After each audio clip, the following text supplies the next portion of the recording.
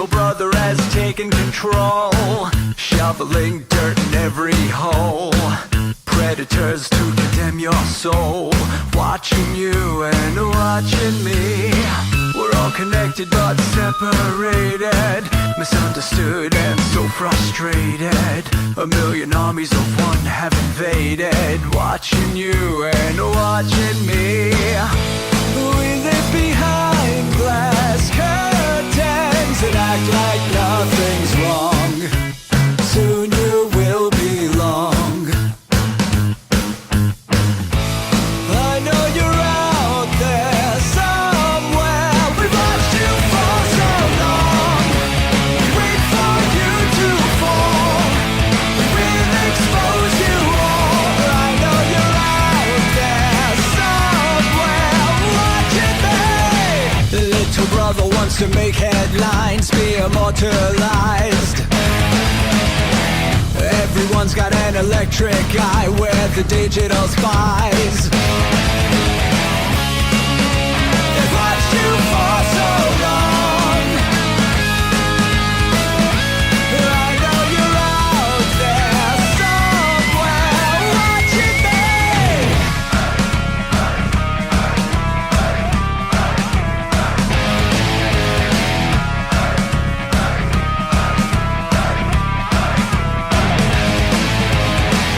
We the people have taken over.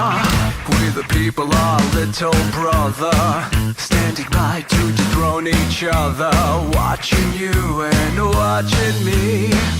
Paranoid, the lens is our weapon, desensitized in our lust for attention, democratized by our voyeur obsessions, watching you and watching me. So live to perfection, don't let them project you as you are. Reveal your every flaw. I know you're out there somewhere. We've watched you for so long. Wait for you to fall. We'll expose you all. I know you're out there somewhere watching me. The little brother wants to make headlines, be immortalized. Everyone's got an electric eye, we're the digital spies. They've watched you for so long. I know you're out there somewhere watching me.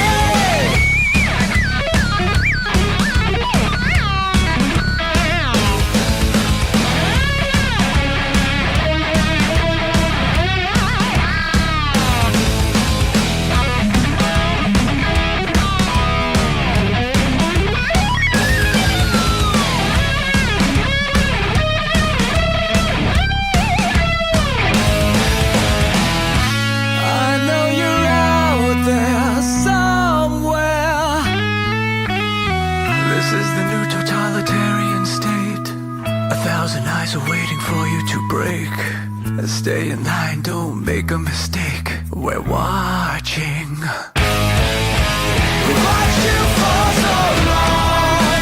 We wait for you to fall. We will expose you all. I know you're out there somewhere watching me.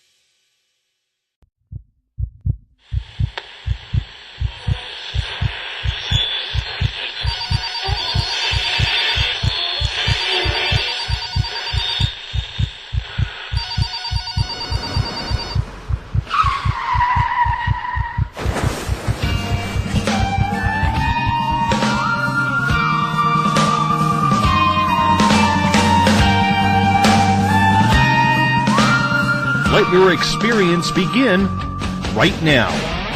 From high atop the mountains of British Columbia to you listening around the world, this is Spaced Out Radio. You can follow us on our website, spacedoutradio.com, on Twitter, @SpacedOutRadio. Give our Facebook page a like, Spaced Out Radio Show. You can follow us on Instagram, Dave Scott, SOR, or on our YouTube channel, Spaced Out Radio Show. They let us play with all our toys. They let us think that we're big boys. They let us make the louder noise, but women rule the world. They let us think we're Superman, that we're the only ones who can be strong, but we break on command, cause women rule the world. Buckle up, space travelers. It's time to go for a ride as we are live on Spaced Out Radio.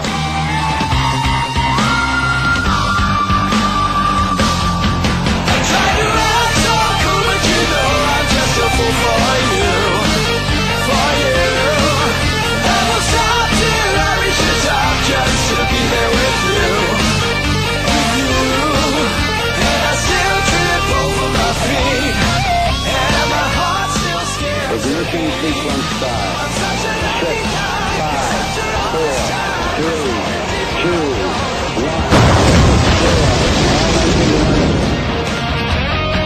Said the deeper I go, the deeper I fall.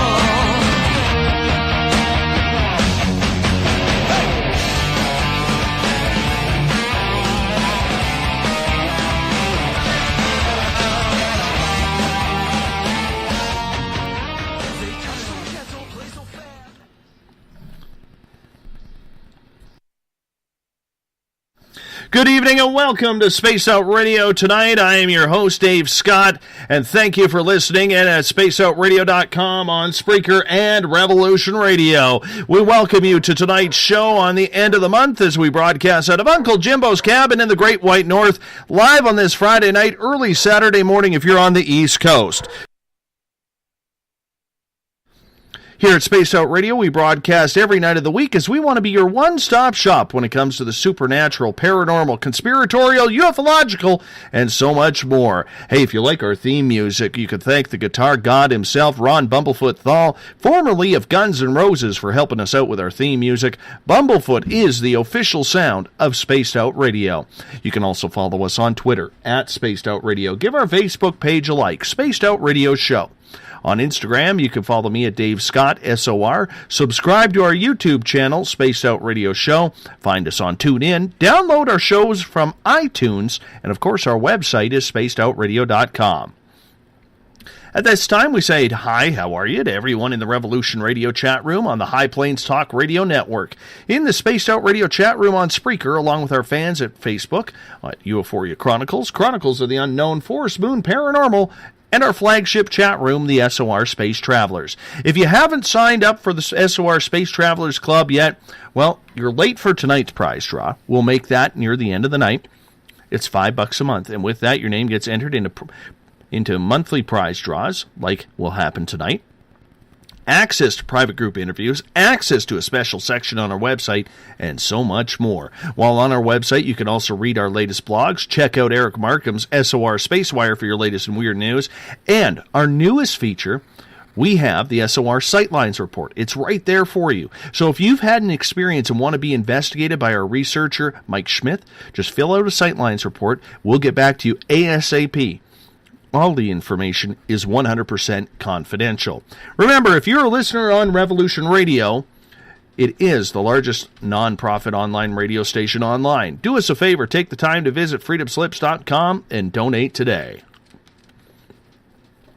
It's the final Friday of the month and the final day of the month, which means it's time once again for another edition of the outlandish and unbelievable SOR Round Table discussion. Tonight I am joined by Cosmic Passport and Spaced Out Weekends Elizabeth Anglin, the SOR Spacewires Eric Marcum, also from S4 with E Squared, and of course our newest Canadian, Joseph Francis Aquilino. We'll get into that a little bit more later on in the show. So, here we go. What do? Well, it's the final Friday of the month, which means we like to take it easy after pumping out shows night after night, 7 days a week. So on the round table, we like to cover some weird topics that span the entire umbrella of the paranormal. Tonight we'll debate, we'll laugh, and we'll take your questions as well. We welcome Eric, Joey, and Elizabeth to the round table joining me tonight. How you all doing? Doing great. We're doing great, Okay. thank you. Yeah. Excellent. It's good to have you all along for the ride, and we see the chat rooms are starting to pour in, which is always a good sign. Now, I have to tell you, a couple of weeks ago, Joe and I made a bet. And that bet was during the World Cup of Hockey, and I realize if anybody who's American out there, you're probably saying, who gives a shit about hockey? I do. I'm Canadian, so I have to. It's in my blood, in my veins, and, you know, that's just the way it goes. But Joe is a staunch American.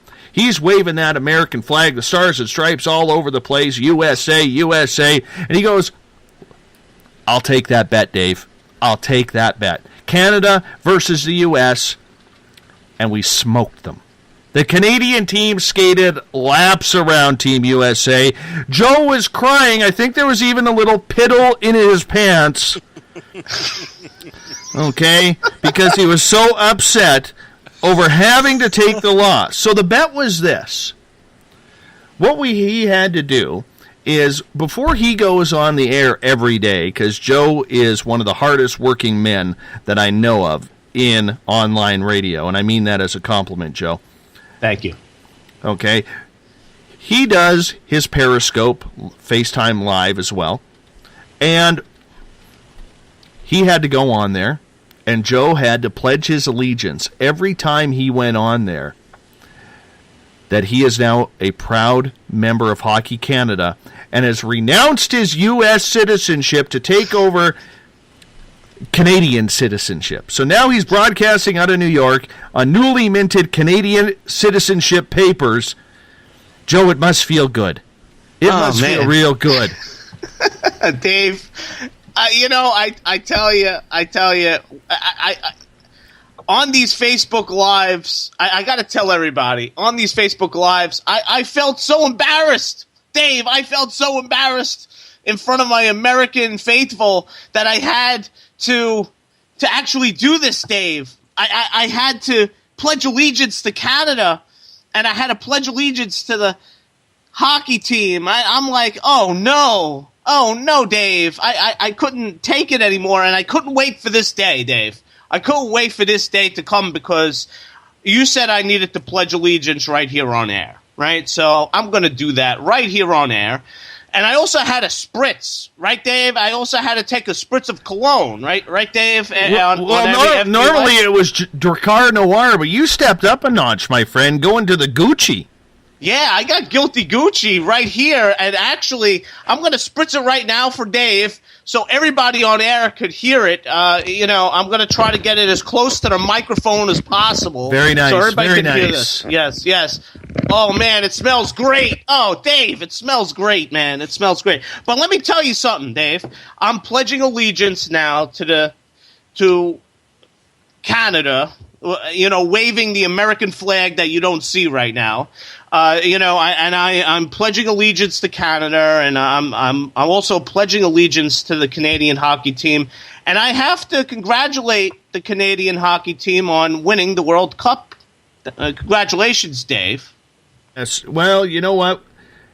We didn't even play our best. It was just that good of a team. I'm not going to lie. Not going to lie, it was just that good of a team. So, what do you do? Yeah. What do you do? True. Now, what do you do? It's hard to be humble sometimes because here in Canada, we have very few bragging rights on Americans. We really do. Okay? And hockey is one of those things. We know that most people down there don't give a crap about our game. But I could say this. Every so often, we get them damn bragging rights. And yes, I am fist pumping right now. Fist pumping, I tell you. So our newly minted Canadian, Joseph Q. Aquilino. Yes. Yes. It's good to have you. I'd like you to sing some of the national anthem, if you don't mind. Oh, man. The only words I know is, "Oh, Canada, Beautiful. That's all I know. Beautiful. That's all I know. Way Sorry. out of tune, but you can work that. We'd like you to learn the English and French version of that song, if you don't mind. All right, Okay. let's get to the round table now. We've had a lot of fun. Liz, you still around? Yes. Let's start with you, babe. Okay. All right. I'm not going to become Canadian. Well, you may not have a choice. Oh. Okay. Go ahead. What's our question? You might not have a choice if we make a bet. Just come on, Maple Leaf Joe. Let's hear this. All right. What? Hear what? Come on. What do you Yeah, want? what's our question? All right. I'm waiting for the question, Dave. Come Okay, on, man. everybody knows around the Spaced Out Radio land that I absolutely hate gnomes. Those damn things, they scare the living crap out of me, and they make me sick, and I can't stand them, and they're eerie little balls of hate, and most of them are ceramic. I can't stand the thing. But one of my other fears is coming to fruition, and no, it's not megalodon in the ocean being found, but I'm getting real sick and tired of these damn clowns popping up everywhere. God, I hate clowns. I hate clowns with a passion. They're just eerie. They're spiteful. Behind them makeup, you know, you just want to, every time you see one, you just want to punch them right in the face. You know, right in that nose that's going to go, you know what I'm saying? They just bug the living tar out of me. I'm feeling angry tonight. I don't know why. But clowns. This is getting to be, Elizabeth, a little bit dangerous out there.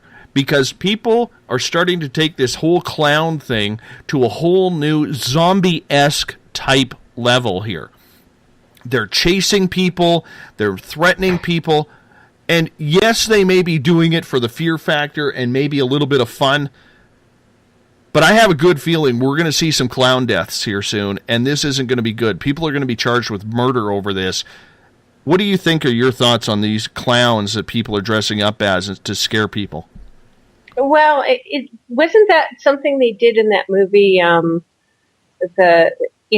the one day where all laws were repealed and you could kill as many people as you wanted. I think that if people are doing a takeoff on that movie, that they will get into trouble and that it's a dangerous cult activity. I'm right there with you with clowns. In fact, I so rarely see clowns and I avert my eyes when I do see clowns. So I try not to think about it at all. It's just like, I don't see that. I don't see that. I don't see that when it comes to clowns. But it's that. I'm pretty sure it has to do with that movie. What was it called? Where they repealed all laws for a day? Yeah, once a year they would. I know the movie you're talking about. Yeah, they were. Yeah, once a year for 12 hours or 24 hours, everything was legal. The Purge. Yes. The Purge. Yes. The Purge. And people would dress up and they'd put clown faces on and they'd go kill their neighbors or anybody they were jealous of or somebody they just didn't like. And they plot like the whole year round, but that's just evil. That's just evilness. So, it's not good. I think so. I guess what I'm fearful of here is, are we going to have Clown Lives Matter coming out of this, Joe? Our resident Canadian? It's actually really weird. I actually posted 2 things on clowns about 30 minutes ago, and there's actually a warning of creepy clowns out on Long Island from a viable source. That's Pix11 here in New York. That's a TV news channel. And I also posted something in regards to an Ohio school district shutting down because creepy clowns are attacking women on the campus. So, and that's another thing from Pix11. It's really getting out of hand, and I think it's like you're almost exactly right when you call it like almost a zombie apocalypse, type of thing. It'd be like a clown apocalypse type of thing. I think people are trying to find out things they could do. I don't know if we'll have Clowns Live Matter. I don't know about that, but I could definitely see, that people are, instead of creating the idea of the zombie, they're creating the idea now of this fun-looking character like a clown, and they're all going to start dressing up as clowns. I just have a feeling that it's not the zombie anymore, that people are looking into. It is actually clowns. That's the new thing. I think that's honestly the new thing. I think people are going to start dressing up as clowns, and they're going to start attacking people. You want to know why? Because people won't know who they are underneath the dress that they wear, and they'll start attacking people, especially these nuts, that want to dress up like clowns and start killing people. There's just a lot of that going around, and I posted 2 things on my wall about that just about 30 minutes ago, so I'm glad you brought that up. Am I afraid of clowns? No, I'm not afraid of clowns, but I would have to say, if I saw a creepy clown in front of me, I would probably run away. Dave. Yeah. Eric Marcum, do you see this becoming the newest epidemic out there? Because, let's face it, people can sit there and say, zombie apocalypse, and thank God that trend is finally starting to pass over, because I got sick of seeing zombies everywhere, on my Facebook, on TV, video games, whatever it was. I was just never into the whole zombie thing, except the movie Zombieland. That was a good movie. Very good movie. With Woody Harrelson and Bill effing Murray. You never go wrong with Bill Murray in a movie. At least that's my opinion. But the whole point that I'm trying to get at is people can easily get access to a clown suit. They know that people have weird feelings about clowns, so it's easy to get under people's skin. Do you see this becoming an epidemic where all of a sudden clowns start attacking people, like Joe said, or maybe people get pissed off or so scared because there are a lot of loose gun laws or open carry laws in the United States where all of a sudden somebody's going to trip that fear wire because they're being chased by a clown, turn around and shoot that clown right in the face or the chest, killing that person, and all of a sudden we have now a new murderous epidemic on the line, because all of a sudden now all these psychopaths who are doing this, and I'm sure there's a few, are now going to dress up and say, well, we need to get revenge on the person or people who are starting to shoot clowns. You know what I'm saying? Well, some of the local law enforcement here in North Carolina have put their foot down and said it's not going to be tolerated. Greensboro, the chief of police in Greensboro, said when they started doing it in one of the parks, said, we ain't playing. Homie, don't play. I foresee that if it keeps evolving the way it is, you're right. Somebody's going to get blown away. I mean, it's just a matter of time. The wrong person gets in, dressed as a clown, gets in another wrong person's face, and it's going to be all over. I'm thinking that the trend started with. I think the American Horror Story, Grimm's the Clown, it was in the circus-based one, was very creepy, was sort of a instant star, and I think a lot of this has come from that. Also, let's keep in mind they are redoing Stephen King's It. And I think some of this got started as sort of a tacit publicity stunt to get clowns back in the, in the common consciousness, so that when the movie comes out, people will be primed for it. But I don't know if we need to carry cream pies with us now or seltzer bottles, but I look for maybe 1 or 2 incidents to happen where somebody gets shot. I'm not sure if it's going to be in North Carolina or Texas or where it's going to be. Usually the people doing the clown mess have enough sense to stay within, near a population that's not going to be armed. So for the time being, I think we're safe. But I think once it happens the media is going to pick up on it, and it's going to be all over the place. Well, they have the biggest killer known to man, and that's Ronald McDonald. Let's face it.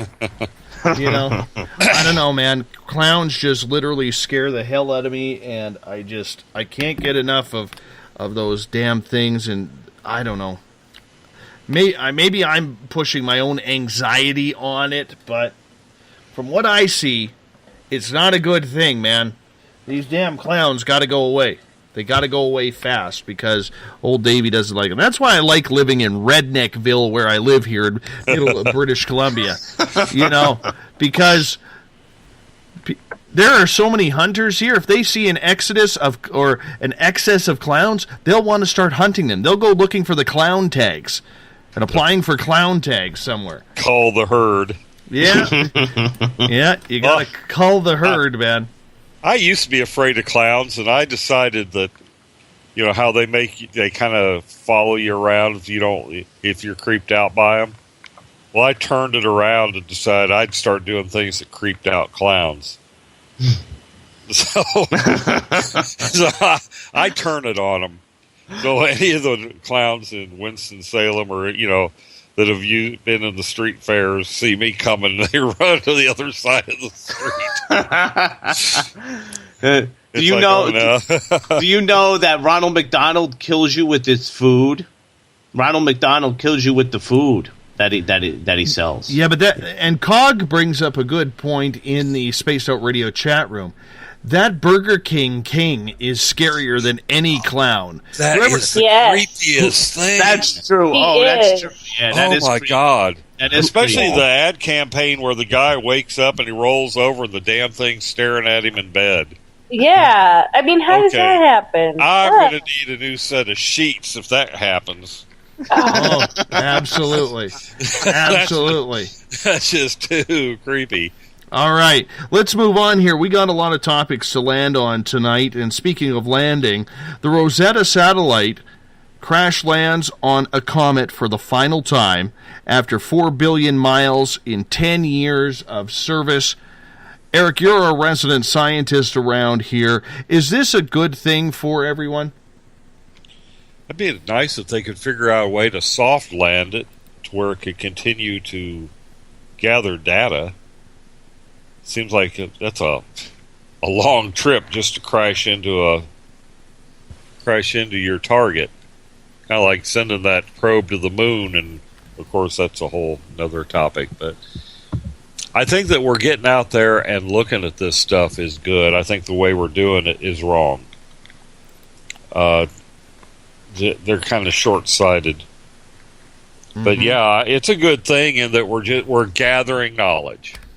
Because whether you think that the aliens are already here or not, any information they have is apparently not filtering down to the rest of us.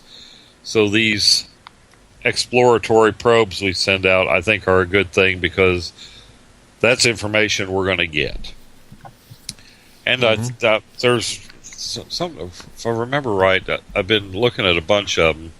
There's something about this particular asteroid that they're going to hit, or comet fragment, that it's maybe extrasolar. That there's something special about, and I can't bring it up off the top of my head.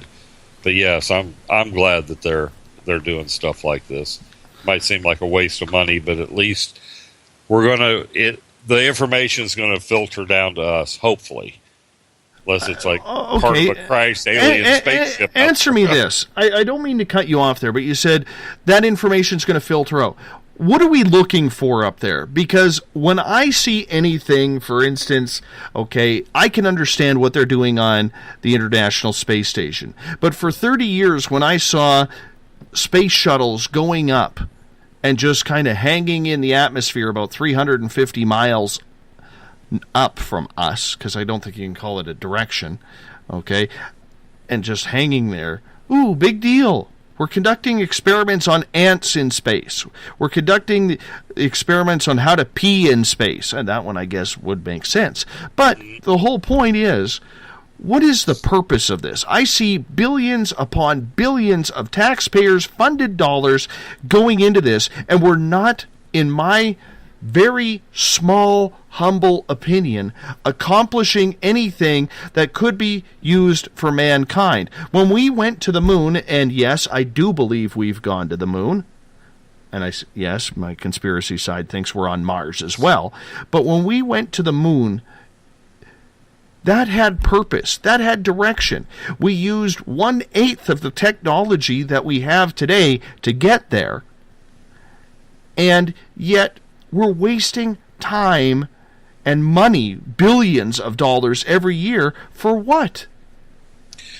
Well, if we want to take the conspiratorial side, I'll play devil's advocate.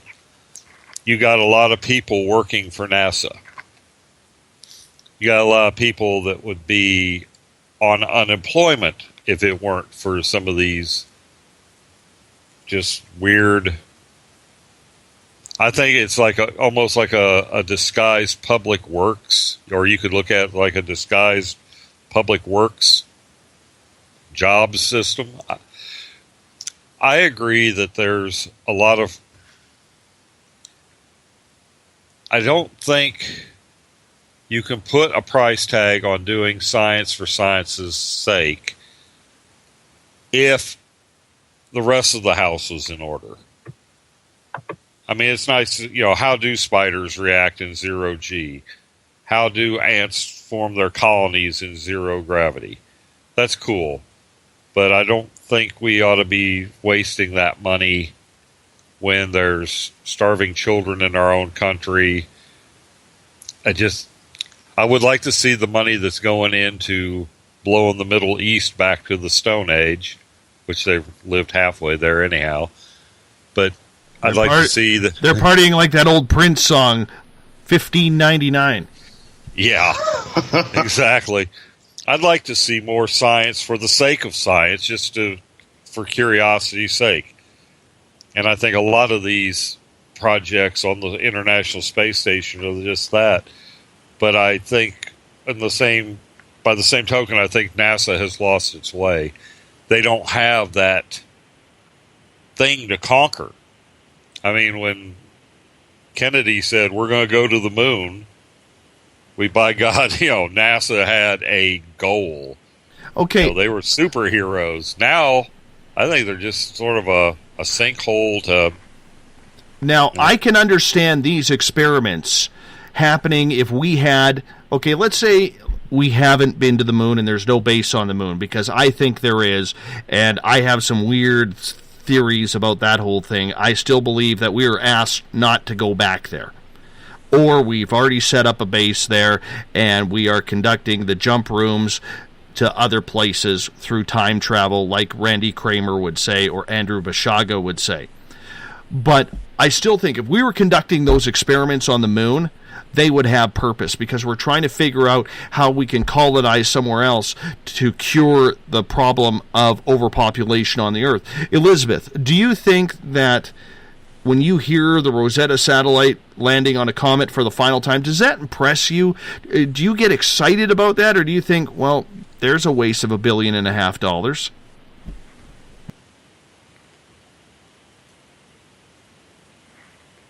Is Elizabeth there? Joe, are you there? I'm here. Yes. You take an answer at that. I don't know where Elizabeth went. Oh, there she is. I'm here. Did you forget to turn your microphone on? I've been sneezing, so I was on mute, and then I thought I unmuted, but I didn't. Okay.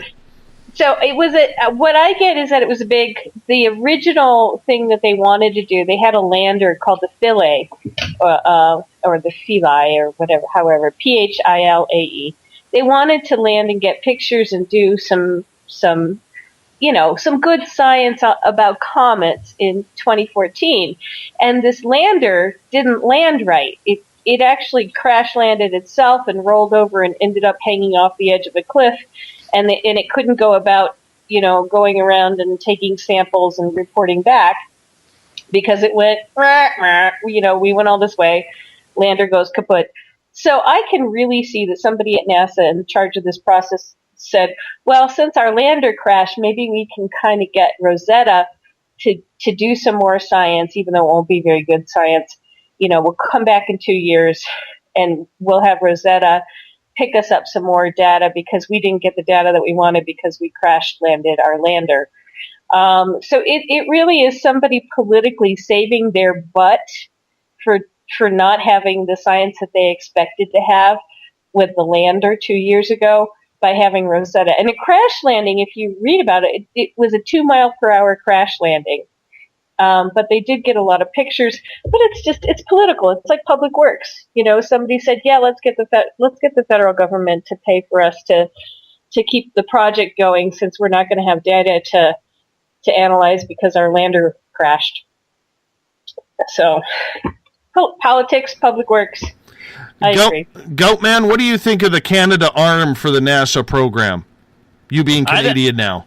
Well, yeah, I didn't know Canada went to the moon, Dave. I had no clue that they went to the moon or landed on the moon. As you say, we went to the moon. I don't know, Dave. But anyway. You're Canadian. You're Canadian now. As of tonight, you pledged your allegiance, so don't try and get out of this. Okay? I know. All right?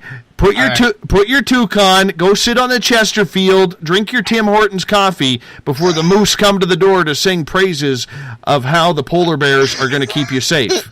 Oh, actually, I have a song lyric. Can okay. I sing it? Go ahead. Oh, Canada has not been to the moon. We have no space program. We're Canada. There we go. Okay, all right, so here's my answer to that. Hang on a second. Apparently, I work with assholes right now. Oh. Wow. Oh, by the way, Dave, we have a Tim Hortons like 10 minutes away from me, so I can go and get Tim Hortons coffee, Dave. We have it right here. Anyway. That's Canadian. Remember, you're supplementing your fellow people's economy for that. Thank you. Yes. Yes. No problem. All right. So here's my answer to that question. And I don't know if anybody will agree with me on this, but Obama is not funding much in the way of space program stuff anymore. He really took away a lot of jobs by shutting down NASA, in Florida. I think we need to go back, because we need to learn a lot more what's going on in space, because that will tell us how long the Earth will actually be around, and how we, as the human race, will not disintegrate when an asteroid or a comet hits into our planet. You know what I'm saying? I think there's a lot more to learn in the vast space, and I'm intrigued. I would love to learn more. I would love to learn more, honestly, and send as many as you want up there, because I feel that there's so much to learn in such a vast space, and I would really love to see more pictures of the different planets, and even go back to, even have them go back to the moon. I think that's important. I think that having a space program is extremely important, and we need to go back to that. NASA is like that ex-girlfriend that just won't leave you alone. Honestly. They keep trying to think that they're relevant, but I just don't understand. I just don't understand what they are trying to do. Well, Dave, first of all, it took away a lot of jobs in the United States, by shutting it down. Okay, there's a lot of scientists that lost their jobs that don't know what to do now, because that's all they knew, what to do. Okay, but bottom line is when it comes down to space, it's so vast that you could learn so much in space. You could learn, about the different stars, about there's just so much to learn. It's like so exciting. You don't think it's exciting, Dave? I think it's very exciting. It's Star Trek. Are you anti-Star Trek, Dave? I am. Oh man. Yes, I am. Man. Although I will say this, if I get taken by a spaceship full of alien ladies, I will go Shatner on them. I will go Captain Kirk on them. I've already told Mrs. Spaced Out Radio that if that happens, I will take one for the team being Planet Earth. I'm there. I am there. All right. Dave is going to do the snoo. Exactly. Speaking of scientists, ladies and gentlemen, and our resident Canadian, Joseph Q. Aquilino. Yeah. Stephen Hawking said earlier, and I think he started the message, about 2 weeks ago, but it finally was printed last week, about we should... Yes, I know, but I'm in that mood now after you butchered my national anthem. Oh. Yes. Yes. Gave me a case of the crankies now. Anyhow. Stephen Hawking came out, and he's a very brilliant man, let's be honest, saying that we should be extremely wary of trying to make contact with any type of extraterrestrial. Elizabeth, as a contactee who has had positive and negative experiences, when you hear Mr. Hawking, and his word is valid, he is a very brilliant man, probably one of the most brilliant this planet has ever seen, do you think that maybe he is taking this one step too far? Well, that's a very protective, male-dominated way of looking at it, and the thing is that there are lots of different theories about what outliers or what new communities do when they're introduced to each other. And in the history of Earth, what tends to happen is one community will take over another community. In the history of humankind, that tends to happen. Guns and germs and steel. But that doesn't have to happen, and it doesn't always happen with other species. That there's a lot more interspecies cooperation among species other than humans than there tends to be among different human tribes or groups. And I think if you're judging aliens based on what humans would do, yeah, run. Those guys in the ship that come with the smallpox and the guns, run. They're not your gods. They didn't come to help you. But that's not always the case when it comes to natural populations, especially plants or other species. And I think that some of these species, like the Zedans, that I think the Native Americans talk about the ant people. I think they've been around forever. I think they are the ant people. I don't think we need to fear anything from them because they've been around for longer than we can remember. So it depends on what new is. We may think aliens are new, but it may just be that our consciousness of them is new. And so they're not new at all, and we don't really need to fear them. That's where I'm in agreement with you on that, and I do have to say a couple of things from the SOR Space Travelers, getting back to the whole space program and NASA. If they could figure out what bacon tastes like, Canadian bacon on the space program, that's good tax dollars at work right there. Good tax dollars at work. And Joe Allgaier has posted a picture of an astronaut, a Canadian astronaut, with the Canadian flag on the moon. So, thank you, Joe. We have been there. It's going to really screw all of you up. When? Exactly. Well, I think we ought to get the Canadians to build the satellites. If they'd built this one that's going to crash, the Rosetta, it might not be crashing. Back in 1962, the first satellite ever sent up that wasn't Russian or American was built by Canada, and it ran like 10 years past its service date. The thing was a tank. Well, actually, Eric, it's a planned crash. Originally, it wasn't planned until the. It's planned now, but it wasn't planned until the solar panels screwed up on it. Oh, I thought it was that they just that it doesn't. It was never designed to land, so it has to crash. But they were going to do some other stuff with it, but the solar. I get it's planned in that. I guess they figure that the solar panels. The take I got on it is the solar panels aren't going to power it anyway. Yeah, so we might as well crash it. Well, no, it's that it doesn't have any landing equipment, and so when it does land, even though it's at 2 miles per hour, is what they expect, it's going to land at 2 miles per hour.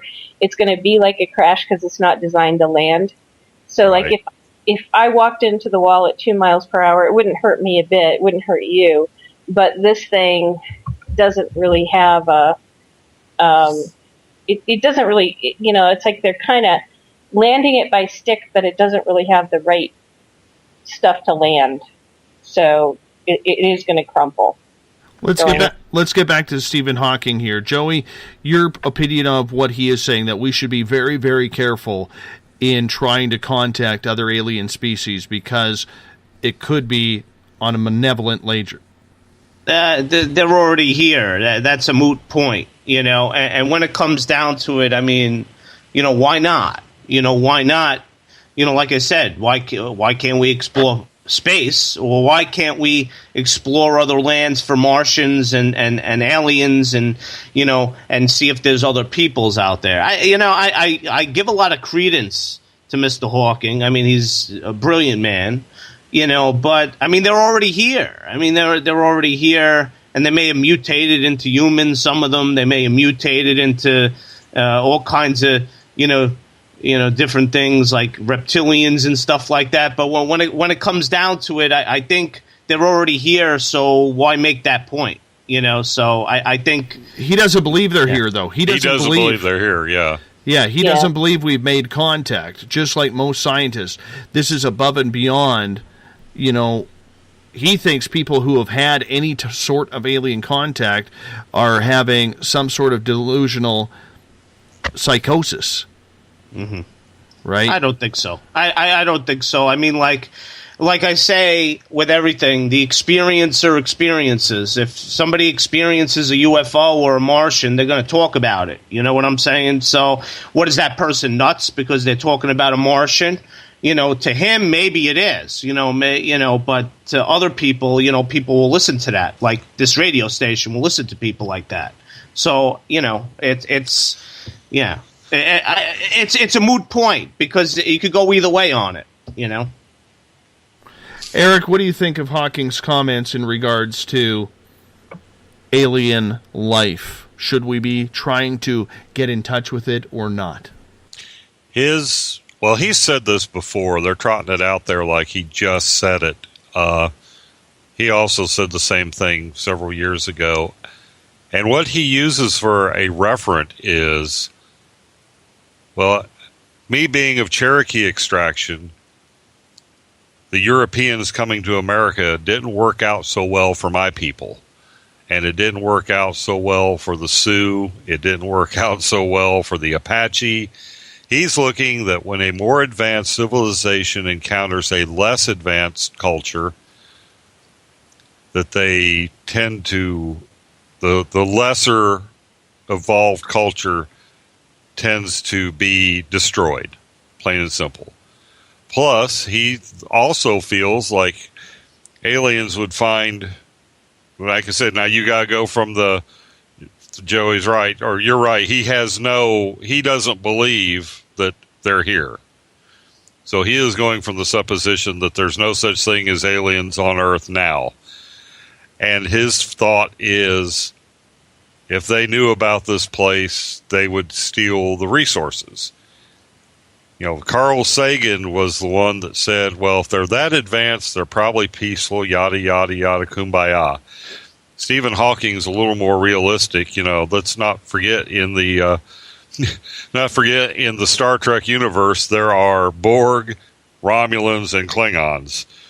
And his idea is that maybe we would have the misfortune to run into one of the evolved warlike races, and it would be Godzilla versus Bambi. So that's why he doesn't think we ought to be broadcasting our email address to space. He doesn't think we're in a position we're not in a position to meet another advanced culture. Like I said. Go ahead. Yeah. Go ahead. Well, just you got to keep in mind, most of us here believe that there's some walking down, the aliens are here walking down the street. Or that they're, regular visitors. Mm-hmm. Stephen doesn't, or if he does, he doesn't admit publicly. He's a very staunch, right now we're the only life in the universe until, he thinks there's more out there. He believes there's more out there, but it hasn't been proven. So he's thinking we're it. I like John Connor's comment, and I don't know if his mother is Sarah Connor, because that could bring the Terminator into Space Out Radio Land. Yeah. But John Connor's comment in the SOR Space Travelers is bang on. The scientific community is in denial about the truth of alien visitations. Mm-hmm. And I think that's sad, because someone like Hawking, who is, like I believe, is one of the most brilliant minds ever to walk on this planet, and we're lucky to have someone as brilliant as him around. I think he is the modern-day Einstein. That's what I think of the gentleman. Okay, but I will say this. When you get scientists like him who are denying people their experiences, who are denying people their videotaped evidence, who are denying the fact that there are presidents of the United States, who, like Reagan, like Carter, who have seen and publicly stated that they have seen extraterrestrial craft, I think that is ridiculous, and it's narrow-minded of Mr. Hawking and the rest of the scientific community. All right? And the reason why I say that is I forgot to mention this on the air last night. Last night, 2 years ago, actually, it would have been this morning, 2 years ago, I was taken. It's the second anniversary of me waking up on the table. And I know what I saw. I know what I felt. And for people like Elizabeth who've had experiences, for people like myself who have had experiences, I know, Eric, you haven't. I know, Joe, you haven't, because you're newly Canadian. Right? Yeah, that doesn't mean anything, Dave. Right.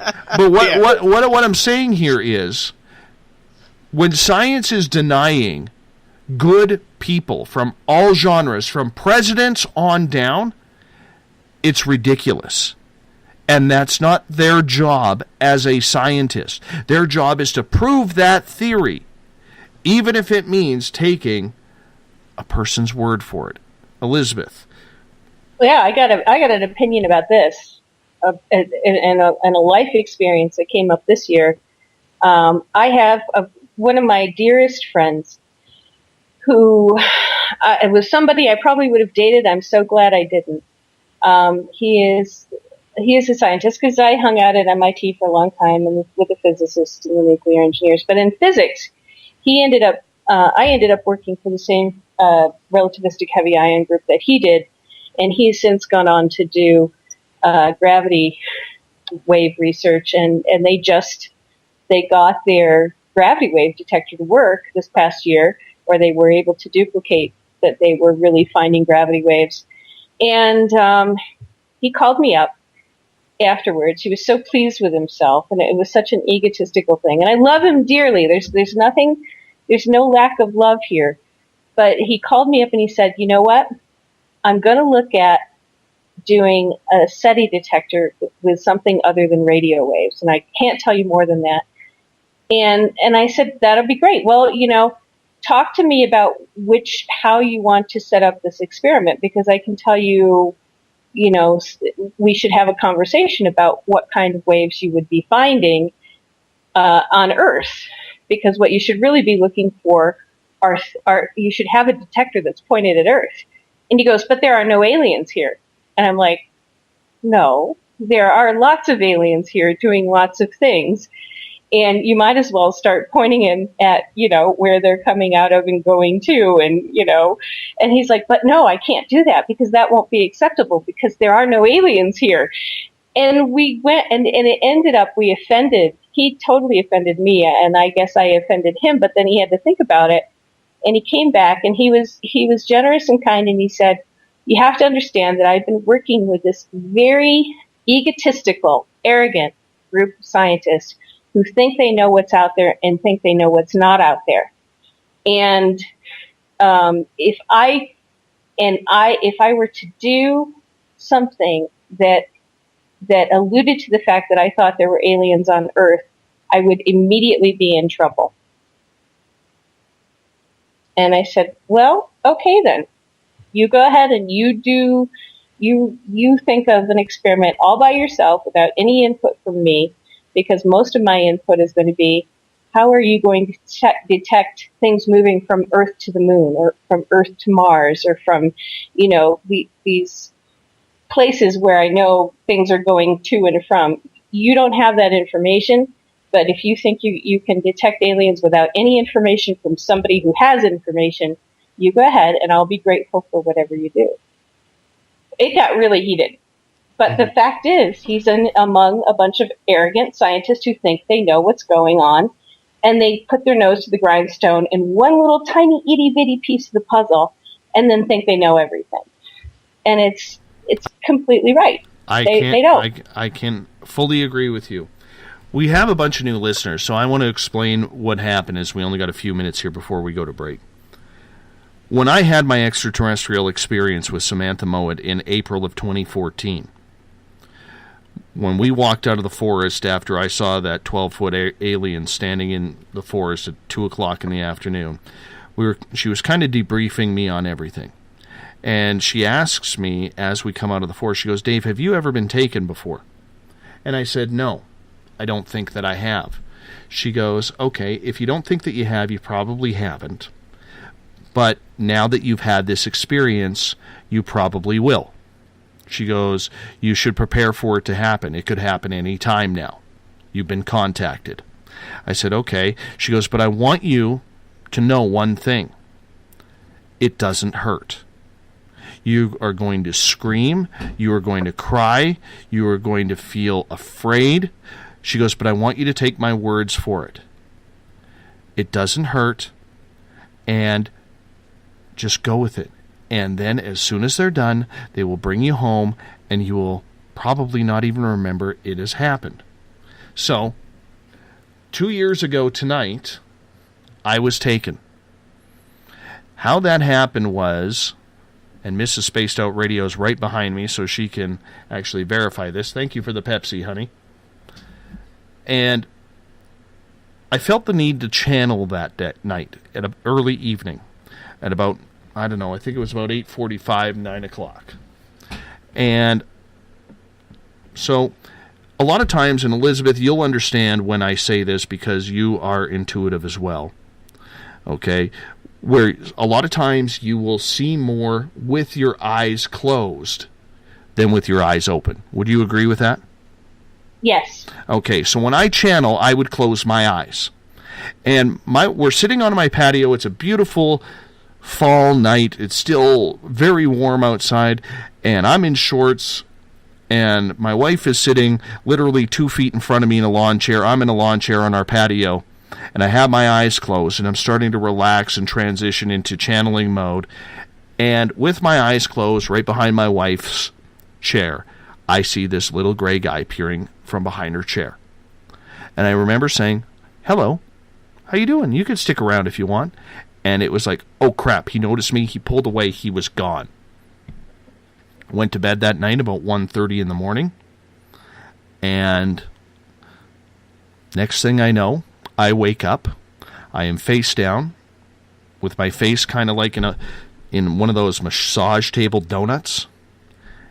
And I was awakened by little fingers on the back of my head. And all of a sudden the fingers left, because I could feel it going through my hair. The fingers left, and I realized that I was lying down on a metal table in a dark, dark room. There was only one light. It was coming off my left. I picked up my head, and I looked over my left shoulder, and there were 3 of the same-looking little gray guys. They were wearing silverish black suits. I could see their hands, their heads, their black eyes. They didn't look intimidating at all. And I kind of remember saying to myself, holy shit, I've been taken. And for some reason, I don't know why, I felt I needed to put my head back down. And that's where I felt them cut open the back of my head. And I remember feeling that, and I remember screaming at that. And I remember then hearing some sort of saw. And I remember gripping my teeth together, screaming. And as they are cutting open my skull with the saw, all of a sudden, Samantha Mowat's voice came into my head. "Dave, it doesn't hurt. Your body just thinks it hurts." And when I started playing that over in my head, and as I'm playing Samantha's voice over in my head, as I hear the saw cutting open my skull, I realized it no longer hurt, and it actually felt kind of cool. I felt them actually pull the back of my skin off my head, and I felt them pull it forward. The one guy was standing over my left shoulder, and he is pulling my head, the skin from my hair, forward. While the other guy, who has just cut open my skull, he has now put down the saw, and he's trying to reef open my skull a little bit, while the third guy is trying to jam something in. And none of it hurt. None of it hurt. Then my story gets a little funny. I had the overwhelming urge to go to the bathroom. So here I am, getting implanted by extraterrestrials. True story, God's honest truth. I would swear in my children's lives, a Bible, a polygraph, whatever you want to say. I say through this little donut, I yell at them. I said, hey guys, you better hurry up. I got to piss like a racehorse, and I really don't want to pee all over your table. Swear to God, it's hilarious, I know. Okay, I realize I may lose people on that, but I'm telling the God's honest truth. I am going to piss all over your table if you don't get me out of here. And I'll finish the story right after this break. The SOR Roundtable hour number 1 is done. We'll be right back. Looking for news beyond the mainstream news? Head to spacedoutradio.com and check out the SOR Spacewire. This is Spaced Out Radio's Eric Marcum, News Director for the SOR Spacewire. Daily, I will bring you intriguing stories and outlandish reports from what's going on around the world. UFO sightings, paranormal activity, conspiracies, alternative health, and so much more. And if you have news, email me at news@spacedoutradio.com. Hi there. I'm Butch Witkowski, lead investigator with U4 Cop. On the final Monday of every month, you can listen to me and host Dave Scott on Spaced Out Radio's Strange Days. We're going to get to the heart of the matter when it comes to what's happening out there. People are seeing and experiencing things from ET contact to Bigfoot, and I want to hear about it. Your experiences are what we investigators need to help solve these unknown mysteries. So tune in at spacedoutradio.com. Have you had an experience you can't explain? Had a run-in with ghosts, maybe Bigfoot, or seen lights in the sky? Hi, I'm Mike Schmidt from the SOR Sightlines. I'm here to investigate your sighting. Head to spacedoutradio.com and fill out a report on the Sightlines. All your information is 100% confidential, and I will help you figure out what you've been seeing. File your report, and let's find out the answers together. Visit purpleplates.com today. For over 40 years, the Purple Energy Plates have been delivering amazing results for their many customers. Inspired by the great genius Nikola Tesla, the harmony, healing, and energetic effects of the plates have proven over and over to be beneficial and often miraculous to thousands of customers. With their money-back guarantee and the many benefits, how can you afford not to get one? Check their site for daily specials and choose from their many energy products. You won't be sorry. Visit them today at purpleplates.com for mind, body, and spirit, and expect a miracle. Strange creatures lurking in the night, the sounds of wood knocking in the forest, odd happenings right out of a fictional world. These are the reports I love.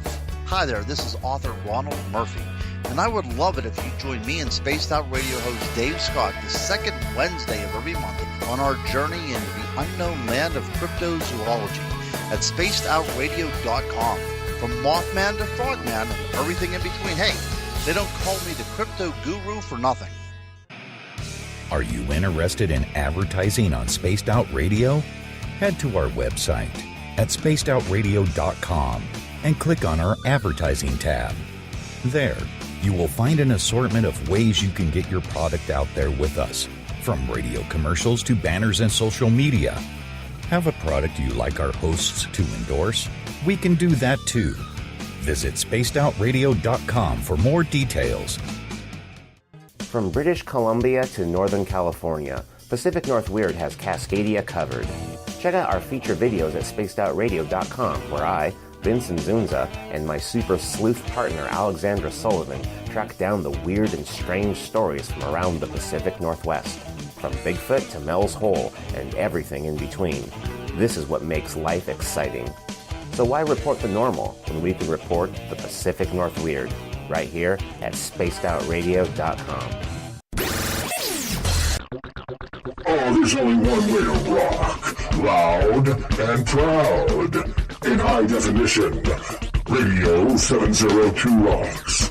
Las Vegas. Have you ever had an extraterrestrial experience? One you just couldn't explain? Well, maybe I can help. Hello, I am Samantha Mullet. On the second Tuesday of each month, I will join Dave Scott on Spaced Out Radio to bring a human aspect to ET contact. It's something I've lived with my entire life, and I'd love to help you understand. Let's share our experiences. The ET Experience, the second Tuesday of each month, only on Spaced Out Radio. Hi there, this is Jolene with Rivulet Reiki and Readings, and I want you to relax. Let me help you chill out and get in touch with your body, mind, and soul. In this busy world, sometimes we need to let go, and this is where I can help. Visit my website, rivuletrndr.wix.com/rivuletrndr.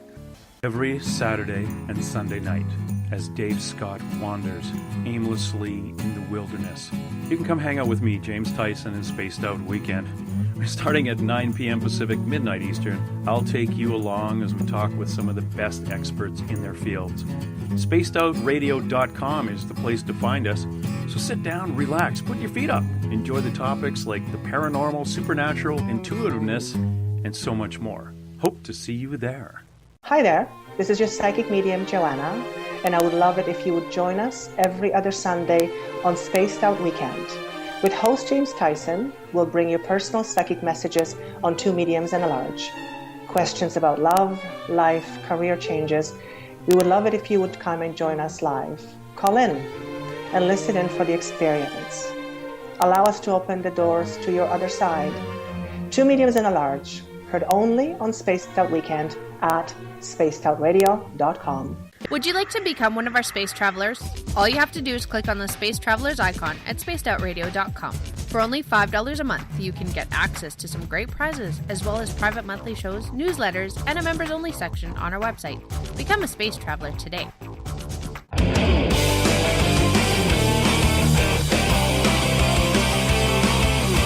Do you have a topic or a guest that you'd like to hear on Spaced Out Radio? Let us know at spacedoutradio.com, where you can sign up to become a Space Traveler member today.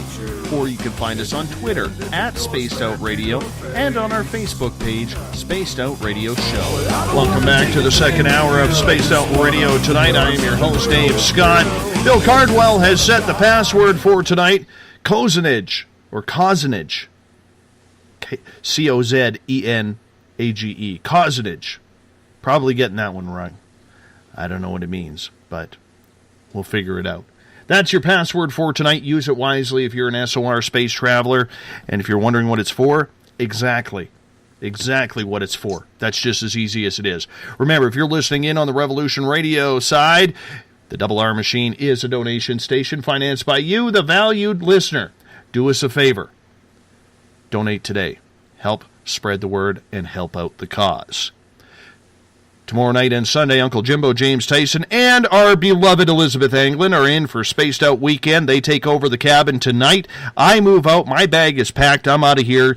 Going to wander off into the wilderness to find my Zen, my Chi, and maybe a Bigfoot track or two out in the sticks here, British Columbia. If you want to follow us on Twitter, you can do so at Spaced Out Radio. Give our Facebook page a like, Spaced Out Radio Show. On Instagram, I can be followed at Dave Scott, SOR. Subscribe to our YouTube channel, Spaced Out Radio Show. You can tune us in on TuneIn. Download our podcasts on iTunes, and our website is spacedoutradio.com. While there, you can join the SOR Space Travelers Club. It's only $5 a month, and with that, you get your name put into monthly prize draws. There will be a prize draw tonight, so if you're tuned in and you're a space traveler, Stay tuned, because we will make the draw in the third hour. You can have access to a special section on our website and so much more. You can check out Bumblefoot. You can read the SOR Spacewire, updated blogs once a week, and so much more. The other new feature on our website is the Sightlines Report. If you've had a weird experience you can't explain, you want us to investigate, fill out a Sightlines Report. Mike Schmidt will get back to you ASAP. All your information is 100% confidential. Tonight we are doing the SOR Round Table tonight. Elizabeth Anglin from Cosmic Passport at Spaced Out Weekend is with us, along with SOR Spacewire's Eric Marcum, and our resident Canadian, Joseph, Hockey Man, Hockey Canada, Aquilino from the WIRN Network in New York. Good to have you all with us. Happy to be here, Dave. Right before the break, I was telling you guys about my 2-year anniversary to my first abduction. And I have a question from John in the SOR chat room. He is asking, how do you know this was not a vivid dream, Dave? Well, from people who I have talked to, I haven't gone under hypnosis, nor have I went and checked if I actually do have an implant in the back of my head. The story equates to what a lot of people have seen. And when I woke up on the table, I knew I was awake. I knew I was awake. And when I all of a sudden had to go to the bathroom and I was yelling at them, hey guys, hurry up and get me back home so I can go to the bathroom. When I woke up, now when I sleep, I never sleep on my stomach. And I'm always under the covers. I woke up, my face was buried in the pillow, I was on top of my covers, and the back of my head was pounding. It was about 3:37 a.m. when I woke up, and I ran to the bathroom as quickly as I could because I had to go to the bathroom so bad, and the back of my head was absolutely pulsating for the next couple of days. And it was just like a continual headache in that spot. And the funny part about it is, to this day, when I tell that story, that area where I was implanted in, it starts to pulsate every time I tell that story. So my head right now, as I've been sharing that story with you, has actually been pulsating the entire time. So that's my ET experience. It's a good one. I liked it. Joe is asking, Dave, have you ever had an x-ray to find out if there's something implanted in your head after your encounter? No, I have not. I figured that experience was for me. Samantha Mowat, who does a feature on this show the second Tuesday of every month, the ET Experience, I put all my faith in her. She is brilliant when it comes to extraterrestrials. And, I guess I just have no interest in doing that, as weird as it sounds.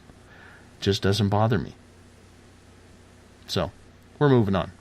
Roundtable continues tonight. Last night I had whistleblower Chuck Montano on talking about Los Alamos.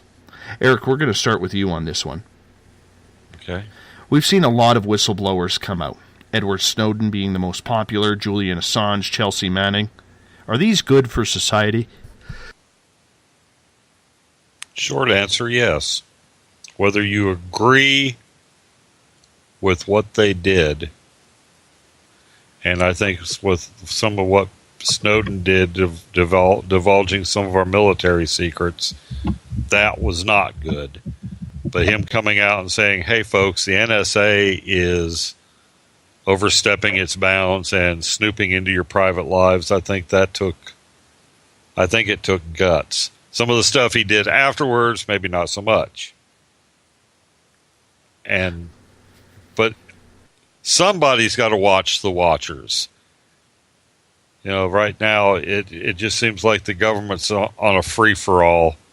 There's no accountability, and I think it's the Assanges and the Snowdens out there that are willing to take one on the chin to get the information out there. It is good. Do you agree, though, with people coming out, whether it's about the military, whether it's about the government, whether it's about facilities like Los Alamos, and we learned a lot about that from Chuck last night, do you agree that that needs to be addressed? Because the hard part about it is, right now, Eric, what we learned from Chuck, the majority of that was not even brought to the media. Greenpeace isn't even checking it out. if they are saying that they are spilling that chemicals from plutonium and other horrific chemicals from the nuclear tests that go on there are seeping into the system and getting into the waterways, and people are drinking it. There's radiation everywhere in New Mexico. Oh, that's all. Yeah, I mean, more than one person needs to say it, though, and somebody has got to sneak out there or figure out a way to verify it independently. And I think that's where we're running into the snag is you can't get out there without government clearance, apparently. So how are you going to track it? But if it is showing up in the water, I mean, if they could take a bomb and figure out what day the explosive was made, I'm sure that they can take any contamination they find in the groundwater and track it back to its source.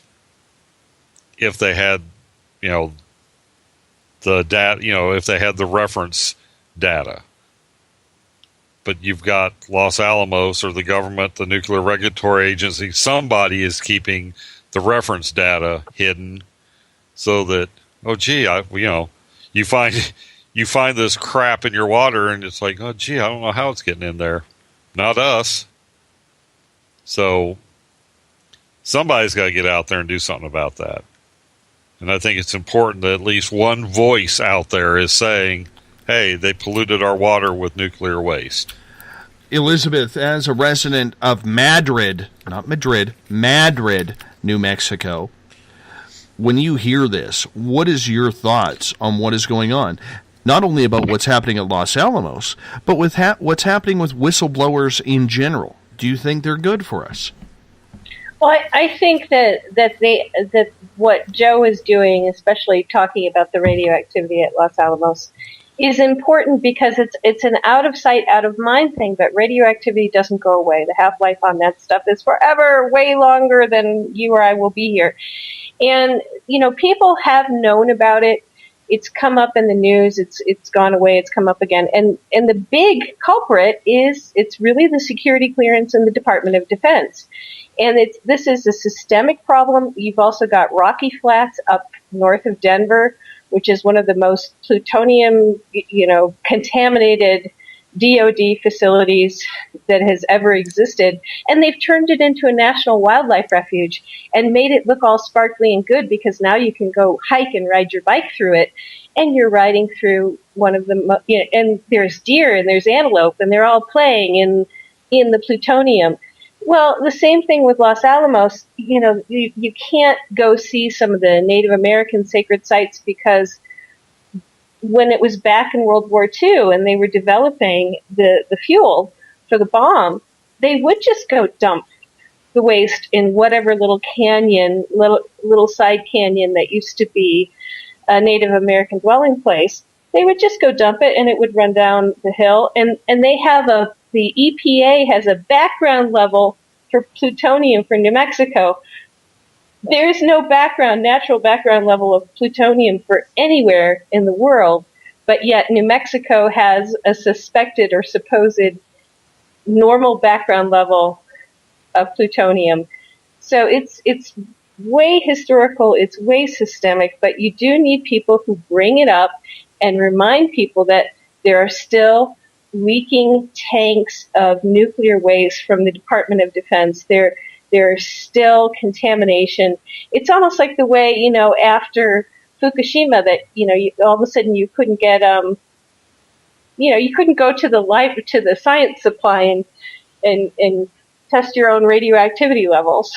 No, you can't have them. You're not with a university or you're not a professor of this.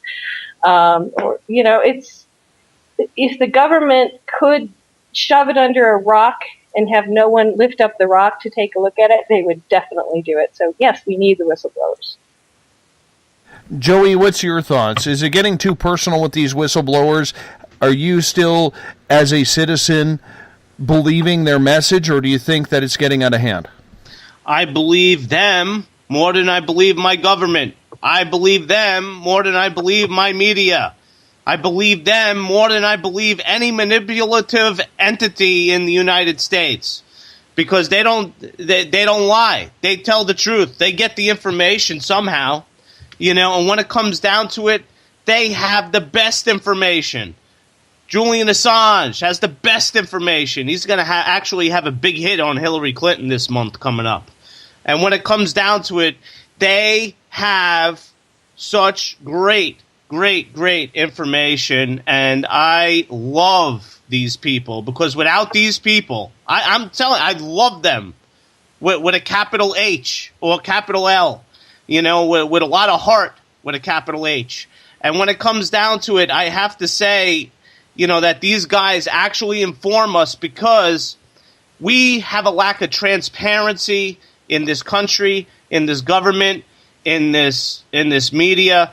We have a lack of transparency, which is causing a lot of strife, which is causing a lot of separation, which is causing a lot of, destruction around our country. Let's look at, what's going on in Charlotte, what's going on all over the place, because we're not getting the true story. We're not getting the tapes. We're not getting the things that we really need to see. And these guys, they go get the emails, and they put the emails out. Awesome. Now we know, that Hillary threw the election for Bernie, and so on and so forth. So there's things that we would never find out if we didn't have whistleblowers. So there you go. What's the difference then between a whistleblower and a conspiracy theorist who finally has the truth come out? Eric? The audience. I mean, I think they're the same thing. It's just a matter of how the media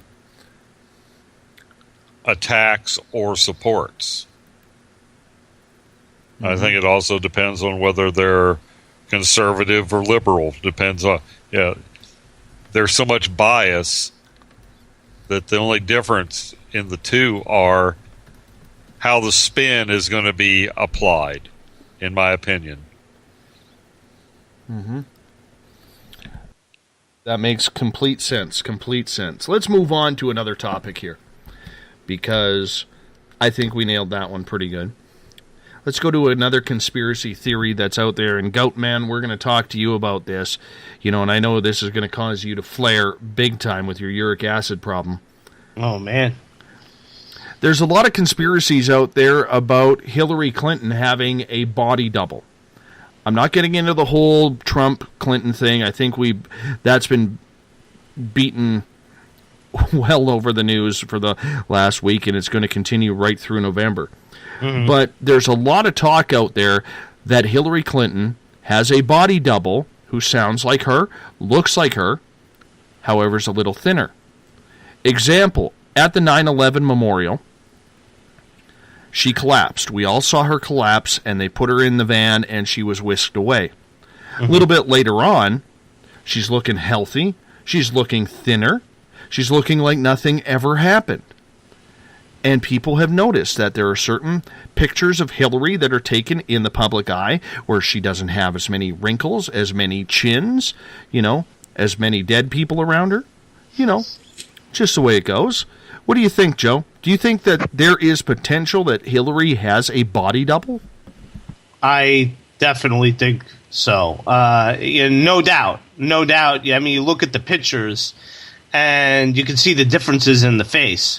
They actually did a close-up on the face on some of these pictures that were out there on Facebook and on on the internet and so on and so forth. And you can see subtle differences in the face, like you said, in the double, triple chin that she has, and, in the face, the wrinkles and stuff like that, So I definitely think, Dave, that there's definitely a body double, especially on that day, Dave. She looked like she couldn't even walk. The woman couldn't even walk. She fell into the van.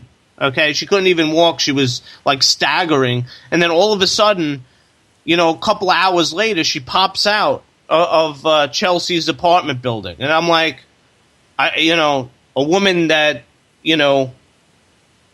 looked sick, about 3 hours ago, looks like this now, like all vibrant and lovely, and and so on and so forth, and I'm like, wow. That's something wrong with that, you know. And then when me and Dave were actually talking about it one day, and I said, yeah, I mean, like, I definitely agree that there's a body double there. You know, and you look at the pictures, and it's just like unbelievable. It's just like unbelievable differences, you know, and it's trying to make her look not sick. She's a very sick woman, you know, so that's my answer to that. Elizabeth Anglin, what do you think of this conspiracy of Hillary having a body double? I think it is a conspiracy theory. However, it may be true for security purposes. I can tell you as a female who is aging that there are certain lights and certain angles and certain ways a picture can be taken of me where I just look phenomenal. And then there are others where it's like, ew. And, you know, Hillary's going from one place to another, and she's different cameras, different lights, different angles. She's going to, you know, you're going to pick up the chins if you do it at one angle with certain lights. You're not going to pick it up if you do it at another angle with different lights. Really, pictures for older women, you know, it gets dicey on because people are so used to really analyzing how women look and whether or not, you know, there is something that is, you know, outside of, you know, perfection or beauty there. But in terms of the body double, I think that it's very likely that even just for security purposes that they could have, just like actors can have doubles for movies or stand-ins, that they might have hired somebody who is relatively the same color hair, you know, same shape of face. I don't think that this person has been in the close-up videos, but I think, you know, seeing her from a distance or getting whisked away into a car, that they may have a body double for some of the security purposes that they have. And I kind of just read it and I was like, yeah, they may, but I think the picture differences really are different lighting, different angles, aging woman. You know what?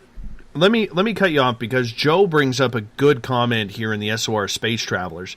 He is saying, as far as Hillary's body double goes, his niece pointed out something that he would have never noticed. The healthy Hillary that came out of Chelsea's apartment building in front of the cameras had a big purse. Hillary never carries a big purse. Her hands and arms are always free. Why at that moment would she have a purse?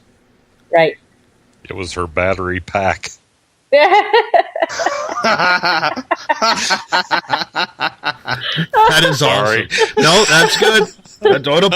Don't go Canadian on us and apologize for something like that. That's Joe's job. Go gadget pocketbook. I've got all the secret files with me, and we're going to that. You want an email? I got it in the purse right here. But Eric, what's your thoughts on that? I know you're not much of a conspiracy theorist. Okay, you're more of a reality, five senses type of guy. But do you think there is something to this?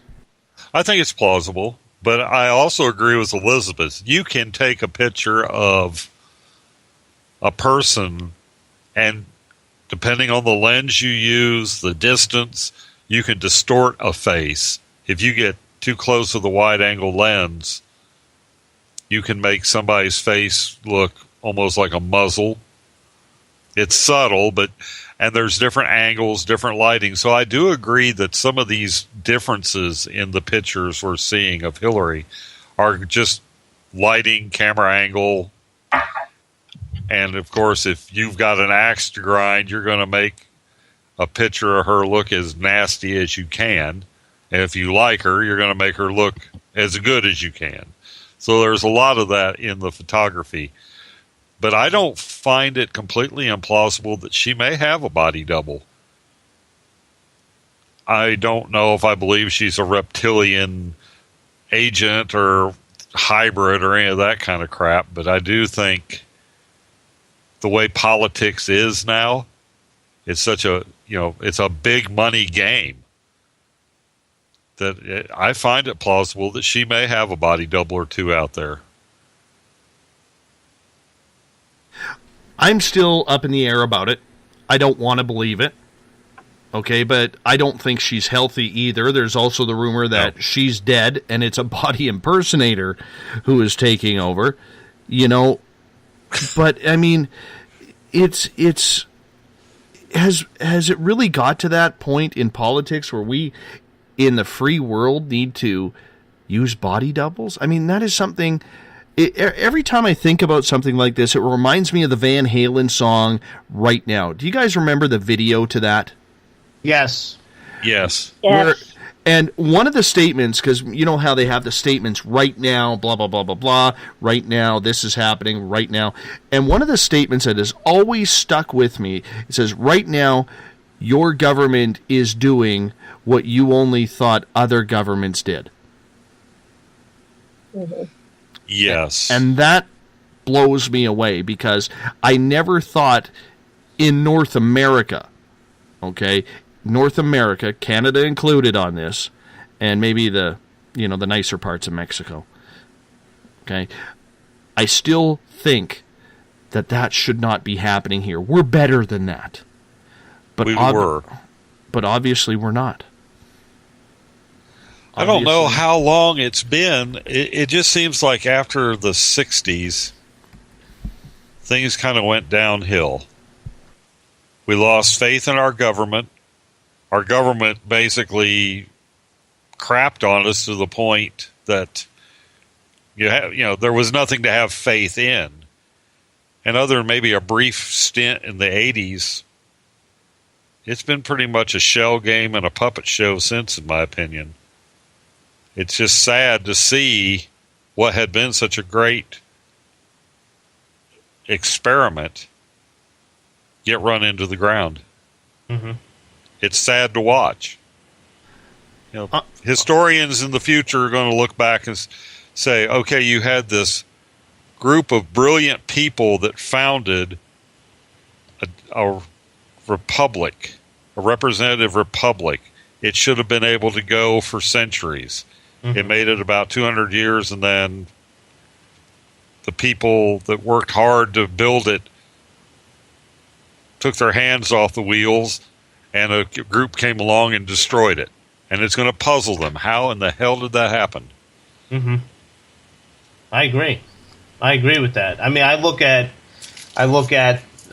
empires of the past, and I say, it's almost like some of the empires of the past that fell, that declined, and it's really sad when you look at it. It's really sad when you look at it. I mean, I love my country, but when it comes down to it, I don't like it the way it is. I love it when you say you love your country of Canada.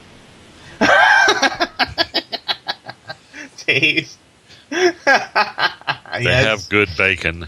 Yes. This is true. Okay, let's move on here as we got lots of topics to hit over the next 90 minutes of this program. Joe, I know I give you a hard time here, but I'm going to give you the floor for a few minutes here. Okay. Because I heard some pretty incredible radio involving you on Spaced Out Weekends, 2 Mediums and a Large. Oh, yeah. Mm-hmm. Okay. Yeah. And so to set it up for people, if you didn't listen to 2 Mediums and a Large, every second Sunday of the month, James Tyson with Spaced Out Weekend hosts a show called 2 Mediums and a Large, where Paisley and Joanna come in as mediums, where people call in and they get, readings on it. And James decided to go in a different direction with the agreeance of Joanna and Paisley talking about the effects of 9/11. I'm not talking conspiracies here. We're not talking about who did what. Okay, this was the personalized views of what happened. And I've actually replayed this a couple of times. So if you go on to TuneIn, iTunes, or our YouTube channel, Spaced Out Radio Show, I want you to go listen to this episode from September 11th. Joey called in because Joey saw this event happen in Manhattan. He's in Staten Island. And unfortunately for the Aquilino family, they lost one of their members of their family in the tragedy that day. Joe, I'm going to let you take it over from there. Yeah, so basically I lost my cousin, F.T. Aquilino, also known as Frank Thomas Aquilino, and you could see his name on the stone. And actually, I posted a video where they actually showed his name, scroll across the screen, with a kid there, and it's a beautiful sight, and he was in the top floors in Cantor Fitzgerald. Obviously, he didn't have a chance, and I actually found out that he really didn't have a chance because he was incinerated that day. According to the two mediums, he was hit on the head with an item. Item fell on top of him. I don't know what it was exactly, but something fell on top of him, and basically he was incinerated by the hot oil, the hot gas, and and everything from the plane. So to find that out was really interesting. I was happy, that my cousin wasn't one of the jumpers. I wouldn't picture him as one of the jumpers, and that always stuck in my mind. Is that him jumping out of the building? I don't think he would ever do that. I think he would try to find a way to escape, or he didn't even get a chance to escape. And I found out that he didn't even get a chance to escape. He was incinerated. We didn't find any part of his body. He was dust, basically. So, he's buried there as dust, in that area there, and that's his plot. So I went on the show, and it was really, really, really interesting. He actually brought a girl back with him. Now, Dave, this had to amaze you because first of all, I didn't know who this person was, and I still don't know who this person is, and I'm trying to find, through the family who this person is. I came off the show after the first reading. I came off the show. I then did research on the girl. Okay, I did research on the girl that very day, and I came back on the show. I felt like I was going off, coming back on. I felt like I was the whole show, that day. But it was really interesting that we found out who the girl was, and she brought the girl. He brought the girl back, as part of, he knew the girl. He knew this particular girl. And obviously he wanted to bring back the girl with the message, a message for her family. And this girl said, my family is not going to believe this. This girl said, I never did this before. I'm shy.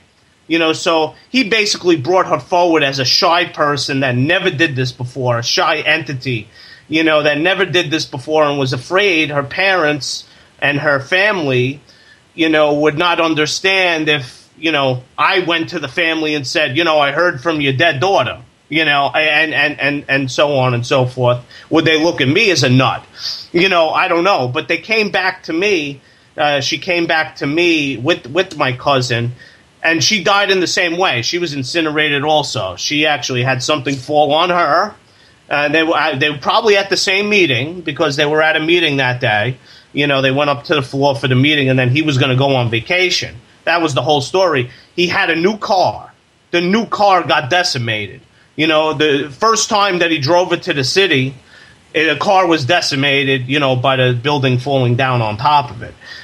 So the story was he was going in for a meeting, and then he was going to go on vacation. That was the story with the new car. He wanted to show off the new car, I guess. I don't know. But that's the story that I have lived with for 15 years, and I believe that was happening, So I can't believe this girl came back.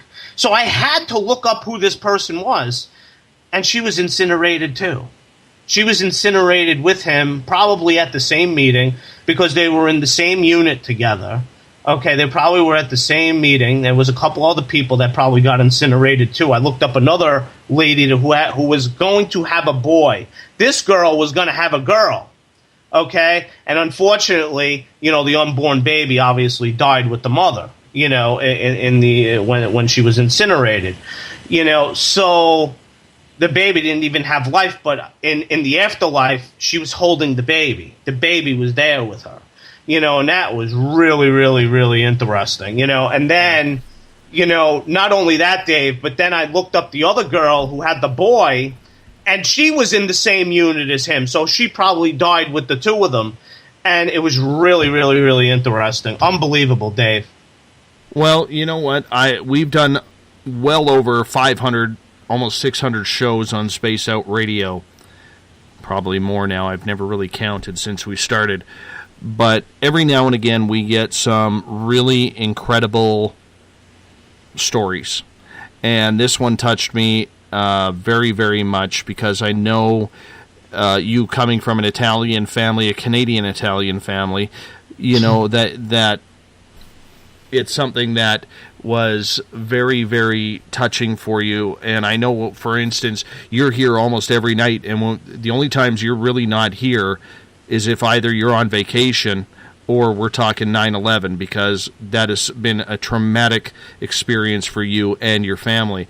So I just wanted you to share that message that how it affected you in a positive way and how accurate Joanna and Paisley were on that show. Very accurate, Dave. I very accurate to the T. And when my cousin came back, she basically said traits that he had. He was always the boisterous one. He was always the loudmouth. And he came back and he was always the one that was laughing, and so on and so forth. It was always like me, always laughing, But and when it comes down to it, it really did help to learn about that on this show, especially. I mean, how much I love this show and how much I love you guys, Dave, and all of you, and it was great to actually find that out on this channel.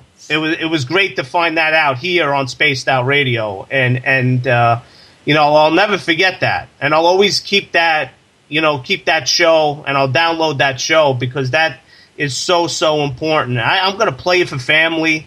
I'm going to try to find the girl's family and attempt to tell them what I heard. I'm afraid they're going to look at me like a heretic.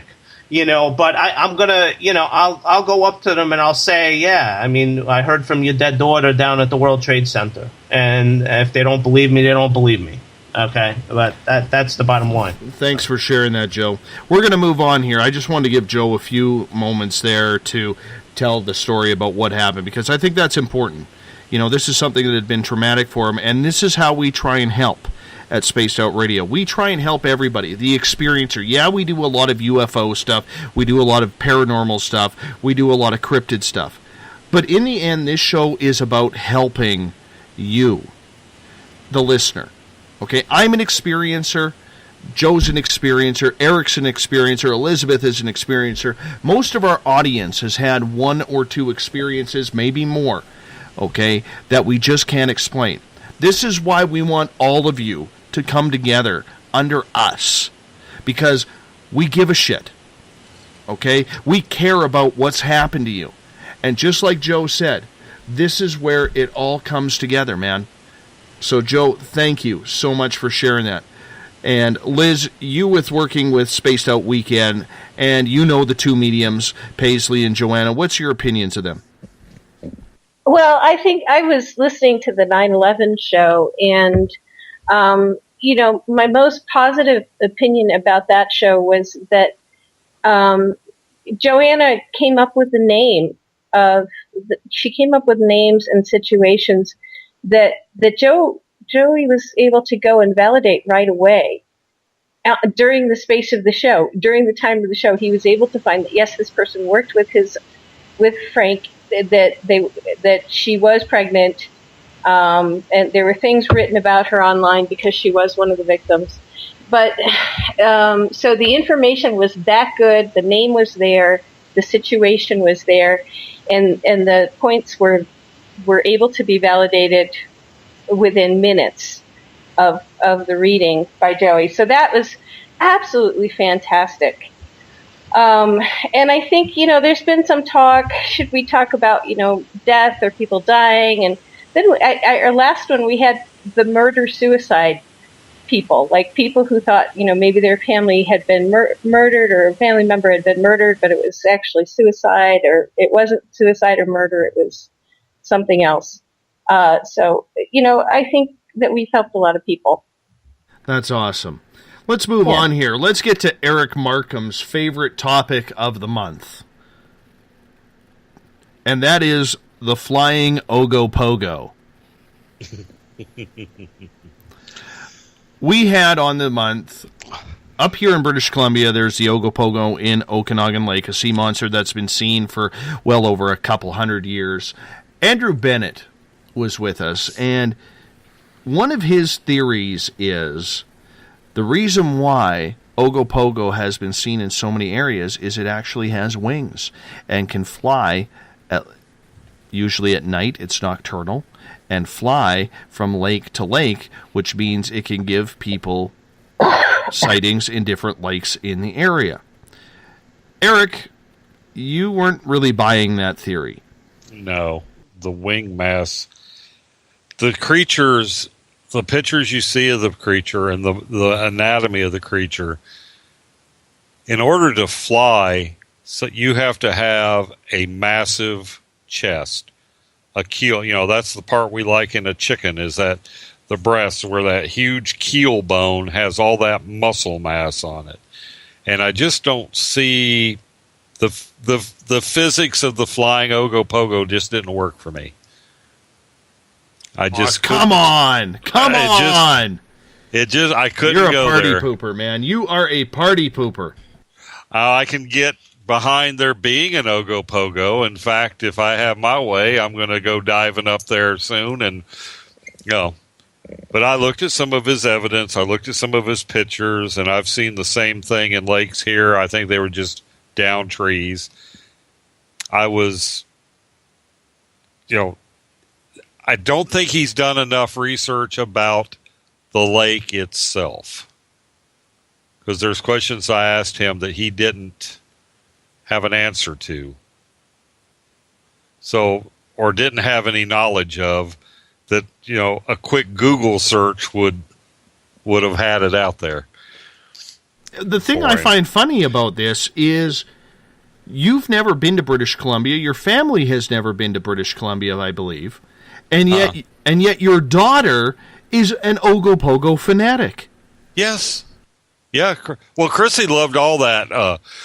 Chrissy loved all that crypto stuff when she was younger. I used to love looking for it. So that was something we could talk about. Yeah, that Ogopogo, Bigfoot, Momo, she even came up with some that I had forgotten about from my youth, like the Falk monster, which, that's a story for another time, because my family actually had a connection with that, part of that. But now the flying Ogopogo, I'm not saying that there's not a flying cryptid. What I'm saying is I don't think a aquatic reptile is flying. I think there's two different. I think Ogopogo is one thing, and whatever they see flying is another. That's why I asked him about the Thunderbird connection. Could it be that they're confusing what they see? Because the First Nations people have that Thunderbird tradition. Was maybe one's being seen as the other. I can't see the two combined. I understand that, and I agree with you. But I'm going to play devil's advocate here for a minute. The beautiful part of what we do here in investigation of cryptids is we don't know. We don't know what is going on. We don't know if it's real or not. He could be bang on. We just don't know. And that's why we try to believe everybody on this show, as far out and as outlandish as it may be. That's why I love having Eric here, because he is a scientist. And he can keep me on the straight and narrow when I start going all weird like that. But on the flip side, there is plausibility. It may be faint, but there is plausibility. Joey, your take. Do you think Ogopogo has wings and can fly? What the hell is an Ogopogo? No, anyway. Hold on. You being Canadian, you being Canadian, you got to know this. All right. Well, here's the thing. This is the way I look at it. Okay, I don't know what an Ogopogo is. Okay, but I will say this. The experiencers that experience it, so be it. It's real if they experience it. I'm always for the experiencer. Because I'm an experiencer of chronic pain. And you can't see chronic pain; it's invisible. So if you're an experiencer of something, I'm going to believe you. Guess what? I'm going to believe you. No matter how maybe outlandish it may seem, I am going to believe you because that's your experience. So, I don't know what else to say about Ogopogo because I have no idea what it is. But that's my take on the Ogopogo. If you've seen it, I believe you. So there Can you I go. cut in a second? Yeah. I just had an idea pop in. Uh-oh. Did it hurt? Well, oh, God, yes. Oh, I'm bleeding. Maybe this creature has... You're not getting any of Joey's gout, are you? Oh, I've got brain gout. I got throat gout. Oh, no, I've got brain gout.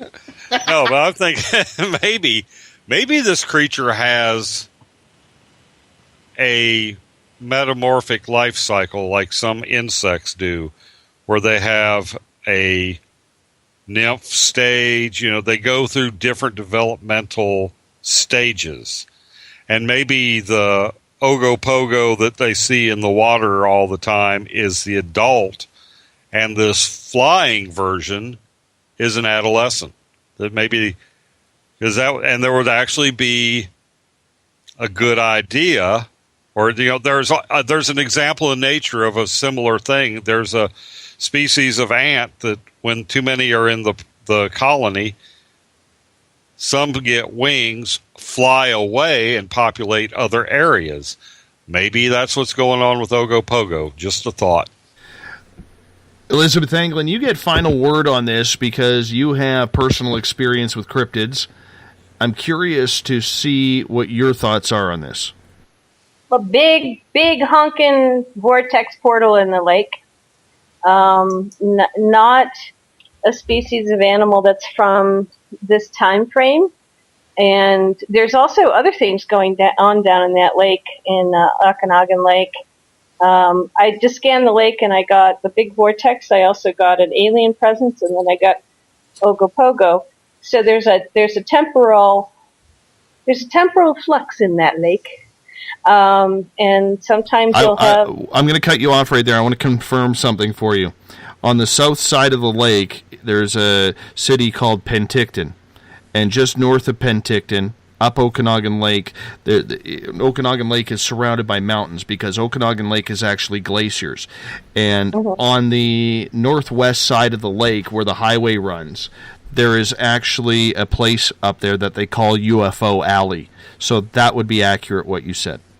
Yeah, so the UFOs are attracted to the same thing that's allowing Ogopogo to come through and come into the lake from a different time period. And I've also looked at Champy, and Champy doesn't have such a portal like Okanagan Lake does, but Lake Champlain isn't as deep, and it doesn't seem to have as big a portal, but there's something about the rocks and the stone at the bottom underneath Lake Champlain that creates a similar situation. So Champy, the people who have actually seen it have seen something from a different time period. And I get the same thing with Ogopogo, but also you're going to have tons of UFOs in there. That's like they're going in there to hide. That's like a little base. They like it. What are the dangers of diving in that lake with that time vortex? That's one of my goals, is I'm going to look for that thing underwater. I can tell you, I went diving in a lake for what had been a ship that somebody had seen go in. The people around had seen it go in, and it was only 80 feet down. And even in July, it was really, really, really cold. But so the main thing is how thick are you going to go in a dry suit or a wet suit? I'll probably dry suit it because I've got some ear damage, and I'm going to have to use. I'm going to have to go helmet diving. Yeah, until my ear damage gets fixed. So yeah, I'll be dry suiting it with a helmet. I think you'll be all right. I'm just worried more about I don't want to dive down there and pop up in the Pleistocene era without Yeah, no, I doubt that. I think that's more unlikely that would happen for you. But knowing knowing that stuff is down there, you'll probably breathe a little more oxygen than you normally would. Being afraid you might overbreathe out your oxygen. And the other thing is make sure you're wearing a suit that will keep you warm because it gets really cold in the northern lake. And especially at altitude, it will be very, very, very cold. So. Okay, so yeah, I'll have to make sure I got plenty of argon. Okay, I'm just curious. All right, let's move on. We got about 6 minutes here before we have to go to break here. The media in the United Kingdom had a good laugh on live television when doing a report on Goatman and a Goatman sighting. Now, I don't want to focus on Goatman, or in Joey's case, Goutman. Goutman. Okay. Well, Gootman. Exactly. But it's more so the reaction of the media. They were laughing about this, making fun that, really a human body with a goat's head, and they were cracking up on there. I highly suggest you Google it. Okay, you could see the video for yourself. I could see where they were having fun with it. But, Joe, we're going to start with you on this one. Okay? And it's basically about the role of the media. This is a person who probably had a traumatic sighting and a traumatic experience because when you experience something supernatural like this, you don't know how to act. And here people on live television are making fun of them. What do you think? Yeah, that's a problem. In my mind, like I said, one of your classic manipulators and propagandists are the media, the negative media on TV, on the radio, on the mainstream radio, in newspapers and stuff like that. I personally don't like media getting into people's business so much. I mean, we don't need to know certain things. I mean, like the things that are trending on Facebook are just outlandish. It's just unbelievable, the things that trend on Facebook. When it comes down to it, the media does not need to get involved with something like that. If somebody experienced it, it makes me so angry that they would make fun of that person. It makes me so angry that I'm flaring right now, Dave. You got me flaring here, and it's just unbelievable, Dave. What's going on, in the world today with the media. The media is so excessive, these days. The media has honestly just stepped over its bounds. I mean, you don't make fun of somebody that experienced Goatman. Because if they experienced it, they experienced it. That's my pet peeve. If somebody makes fun of an experiencer, well, do you have a better experience? Did you experience that? Do you want people to listen to your experiences? Well, if you don't listen to other people's experiences, how are we supposed to open up our mind to your experiences if you're going to make fun of us? Exactly. Yeah. We only got about 3 minutes on this topic. Elizabeth, I want you to take this right to the break. So, I'm with Joey on that. The other thing is, for a lot of people who are alien contactees or some people that have some contact and they're not aware of it, this gets really important because there are lots of different types of non-human sentient beings, and some of them are phenotypically exceedingly different. So, like, we have crystal people and rock people and goat people, and when I'm working with people who are contactees who are having a hard time coming to terms with it, some of them are not seeing your typical Zetans or your Lyrans or Arcturians or whatever. They're seeing really, really different types of beings, and they actually get physically sick because there's so much rejection in themselves that they could be experiencing something that nobody else has seen. And they're not, a lot of these people are well-educated PhDs, doctors, and the fact that we allow our media to bully them and that we allow people in quote-unquote positions of authority to bully somebody who sees something or experiences something different is wrong. We shouldn't allow any of that type of bullying, and it causes people to become ill and to judge themselves and bully themselves. So I think it needs to stop. Eric, we got time for you to squeeze in a comment? It's wrong. I agree with Joey. If you want to deride the story, don't do it. That's so disrespectful to the person that came forward and gave the report. If somebody had the nerve to say, hey, I saw this, we don't know what they saw. We know what they believe they saw. And that is not a topic for derision. It's just totally wrong. You don't have to say, oh, we believe it, or you don't have to present it in such a way that it's God's honest truth, but you do have to be respectful of the source and not ridicule them when they come forward. I fully agree. There has to be some professionalism in the media when it comes to these topics. Unfortunately, as we've discussed many a times on this show, the media tends to be fickle. They tend to be a little morose on these type of topics, and in reality, they shouldn't be. But on the flip side, to defend my former colleagues, I could say this. If you've ever sat in a newsroom and listened to the phone calls that come in, you'd understand why they treat experiencers the way they do. On that note, the SOR Roundtable will continue with Hour 3 right after this. The SOR Sightlines is a place for you to find answers to your strange experiences. Hi there, this is Mike Schmidt. If you have had an encounter with ghosts, UFOs, Bigfoot, ETs, or anything else that doesn't make sense, head to spacedoutradio.com and file a Sightlines report. All information you give is 100% confidential, and I will personally help you find the answers you need. SOR Sightlines, your answers are a click away.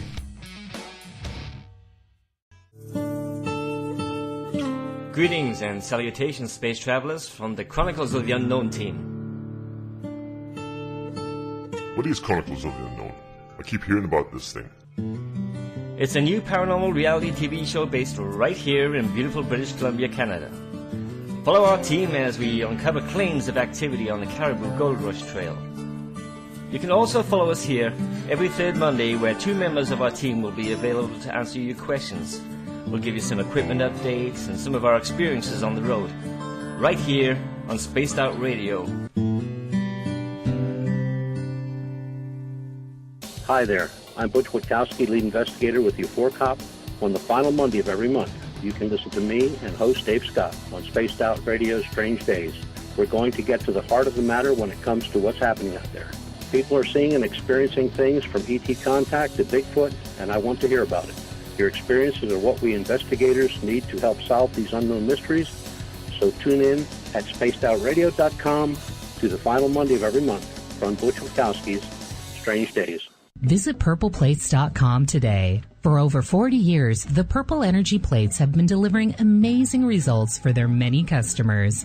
Inspired by the great genius Nikola Tesla, the harmony, healing, and energetic effects of the plates have proven over and over to be beneficial and often miraculous to thousands of customers. With their money-back guarantee and the many benefits, how can you afford not to get one?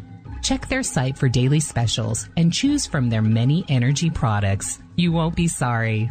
Visit them today at purpleplates.com for mind, body, and spirit, and expect a miracle.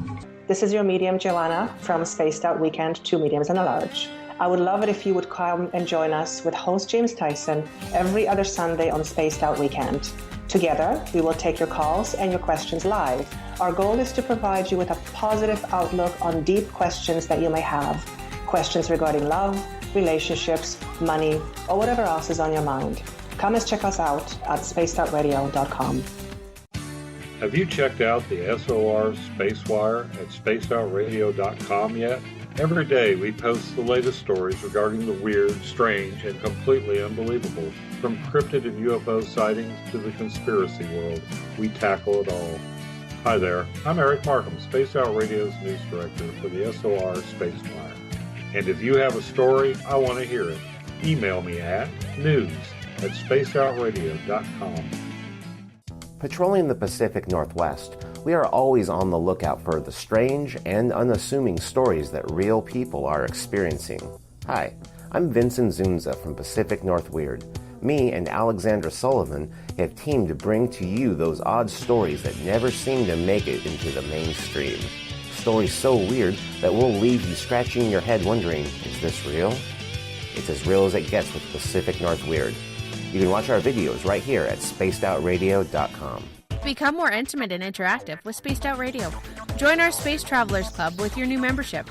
For $5 a month, we'll provide you with special access to the website, monthly prize draws from books to psychic readings, along with monthly newsletter, private interviews, and more. Sign up today to be part of Spaced Out Radio's experience. Every month on Spaced Out Radio, we look into the deep and dark reports of cryptids roaming around the world with me, Rob Morphy, from Cryptopia.us. I would love it if you would join me and host Dave Scott as we delve into the most arcane stories and reports regarding creatures of the unknown. My job is to hunt down the details and bring the evidence forward to you. These aren't your regular Bigfoot stories I'm talking about either. You can find out more about crypto history at spacedoutradio.com. Looking for a place to advertise at a very reasonable cost? Look no further than Spaced Out Radio. SpacedOutRadio.com has an advertising tab that you can click to check out our daily, weekly, and monthly packages to play on the radio, or our website including social media. From commercial spots to banners, we have it all. Check out our competitive pricing today.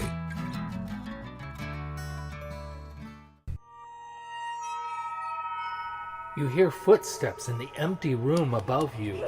A rocking chair begins rocking by itself. Don't be afraid of the things that go bump in the night. Reach for Spirit Storybox, the iPhone app the Huffington Post UK called the only ghost hunting app you will ever need. Spirit Storybox. The spirits are telling their stories. Are you listening? Strange creatures lurking in the night, the sounds of wood knocking in the forest, odd happenings right out of a fictional world. These are the reports I love. Hi there, this is author Ronald Murphy, and I would love it if you join me and Spaced Out Radio host Dave Scott the second Wednesday of every month on our journey into the unknown land of cryptozoology at spacedoutradio.com. From Mothman to Frogman and everything in between. Hey, they don't call me the crypto guru for nothing. Did you know that Spaced Out Radio runs 7 days a week? Hi, it's James Tyson from Spaced Out Weekend. Every Saturday and Sunday night, starting at 9 p.m. Pacific, midnight Eastern, you can join me and my guests for some great chatter about what's going on out in the universe, or even in that dark part of the basement you really don't want to go back into. Well, let's find the answers to your experiences together. So come on up to Uncle Jimbo's cabin on the weekend. For more information, look us up at spacedoutradio.com.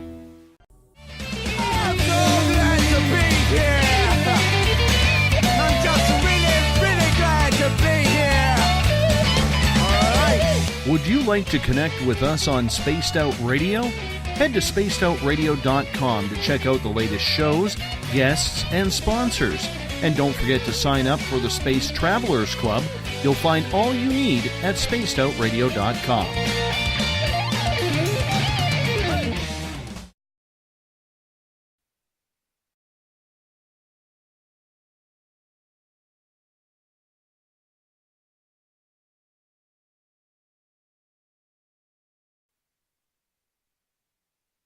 Welcome back tonight on Spaced Out Radio. We are doing the Roundtable tonight. Bill Cardwell has set the password for tonight. Cozenage. Cozenage is the password if you're an SOR space traveler. Wondering what it's for? Exactly. Cozenage is your password. Remember, if you're listening in on Revolution Radio, The Double R Machine is a donation station financed by you, the valued listener. Do us a favor, head to freedomslips.com and donate today. Uncle Jimbo, James Tyson, and Elizabeth Anglin are in for Spaced Out Weekend tomorrow and Sunday. Tune on in, 9 p.m. Pacific, midnight Eastern Time, spacedoutradio.com. That's where they fire things up while I am wandering the wilderness looking for my Zen, my Chi. My bag is packed. I'm out of here in exactly 56 minutes from now. We will see you back on Monday night. If you want to follow us on Twitter, you can do so at Spaced Out Radio. Give our Facebook page a like, Spaced Out Radio Show. On Instagram, I can be followed at Dave Scott SOR. Subscribe to our YouTube channel, Spaced Out Radio Show. Find us on TuneIn. Download our podcast on iTunes. And our website is spacedoutradio.com. While there, you can sign up for the SOR Space Travelers Club. It is $5 a month. You won't get into tonight's draw. We're going to make that right after we are done here. But you can get in for the next draw. You can get access to a private section for postings on our website and so much more. Hey, we're going to give you a heck of a lot more than just access to our archives. While on our website, take a tour, fiddle around, and add to our news section. If you're an experiencer, you want some answers, fill out a Sightlines report. Our investigative reporter, Mike Schmidt, will give you a ring, take down your report. He'll write a report on it. We're going to post that, but your name and all your private information is 100% confidential. Everything at spacedoutradio.com.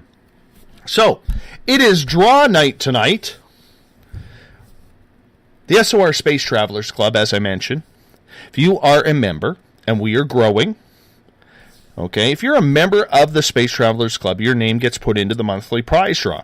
See, all these people and all these other shows that say, hey, join our club, they give you access to the archives. Spaced Out Radio is the only one out there that actually gives back to you.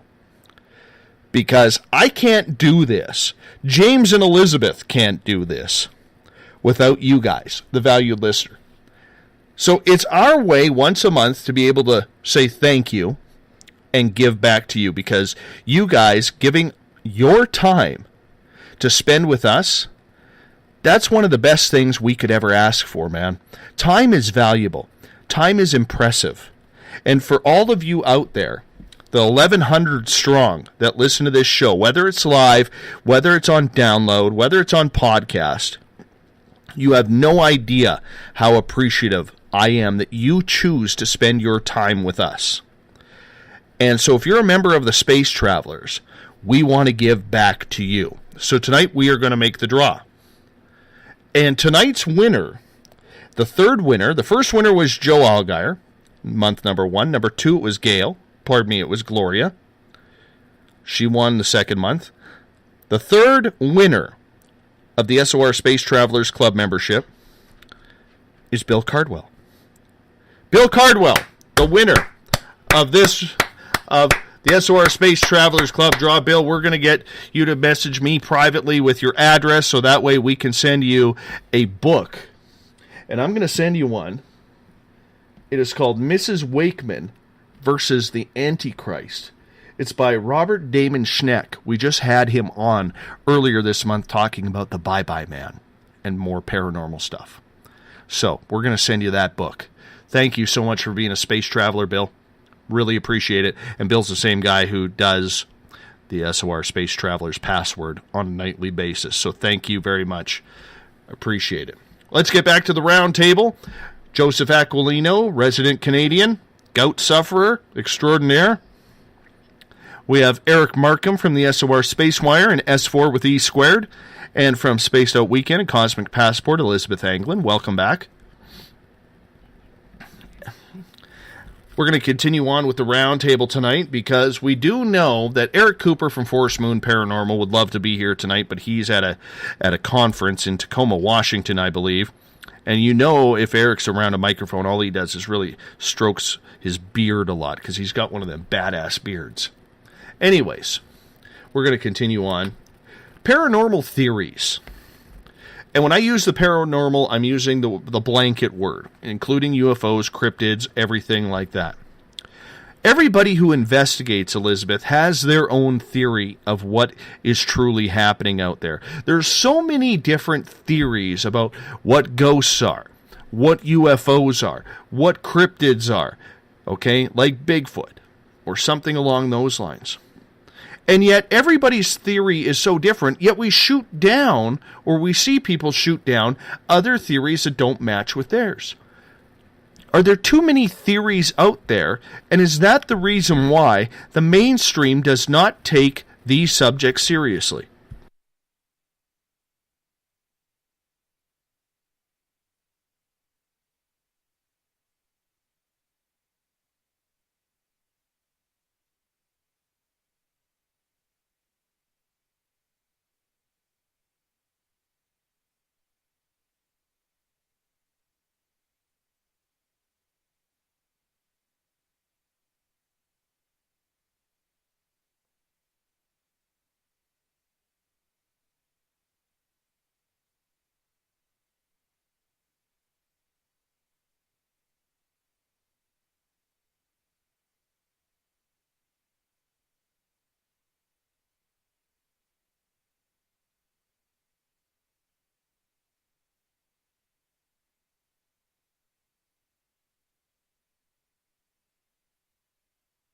Not even wanted to share with anybody are so consistently the same among experiencers that there's a cohesive thing that's happening. But then you add researchers who think that they, by their either self-evident scientific or academic or, well, I'm just smarter than other people. Hang on a second. They're saying I got it. Okay. Sorry. So, I don't know if they heard that, but so experiencers tend to experience very similar things. Researchers tend to come up with theories that are very, very different and sometimes are counter to what experiencers are telling them. And I think the problem really comes down to people who think they're going to engage in scientific theoretical research in paranormal experiences, coming up with their own theories and then sticking by them, sort of doing their researcher bias to the nth degree without really listening to the experiencers who are like, well, I don't have a theory. This is just what I saw, or this is what happened to me, or this is what happened to me over 7 years, or this is what happened to me 10 times. And then you've got another person whose experiences fall in line with that, and another, and another, and another. If you were really to take all that data and put it together, you would get a picture that was nearer to complete than when you take researchers who have a bias and an agenda and a certain personal ego and arrogance and go off with their own theory and only cherry pick that information. I love you researchers, but sometimes you are basically out in your own little world and you're not listening to the people who've actually been there, seen there, done that, who have something to tell you because it doesn't fit with your theory. So it may be too early to make a theory. So cut it out and leave us alone, I guess. Don't get me started. I'll get upset. Joey, what's your thoughts on that? There's way too many theories made by people that weren't there. I agree wholeheartedly. I mean, like when it comes down to, the conspiracy theories, okay, yeah. It's like you weren't there. So how do you even have a theory? In a lot of cases, it is the experiencer that should really come up with the theory. I mean, like, when it comes down to researcher versus experiencer, no doubt it's the experiencer that's going to obviously make the better theory than the researcher will. Because the researcher is going to look through books, they're going to look through content, they're going to look through online sources. They're going to look through encyclopedias, whatever is out there to find the information that they actually need. So if you weren't there, why are you coming up with a theory? Why is there a theory, out there for people that are just researchers? It should be just the people that experienced it and just leave it at that. Because it really bothers me like it bothers Elizabeth. I mean, like, I look at something like 9/11, and I say, Well, what I say, I basically saw everything happen. And then you got people saying, well, it's not a plane that went in, and and so on and so forth. It's like it devalues your experience. It really devalues what you saw that day, and then you're basically afraid to say what you saw because you don't want these people who are creating the theories for themselves to make fun of you and tell you you're wrong. I've had so many people tell me that, Dave, on my Facebook wall. You're wrong. Oh, I'm wrong? I saw what I saw. How am I wrong? Were you there?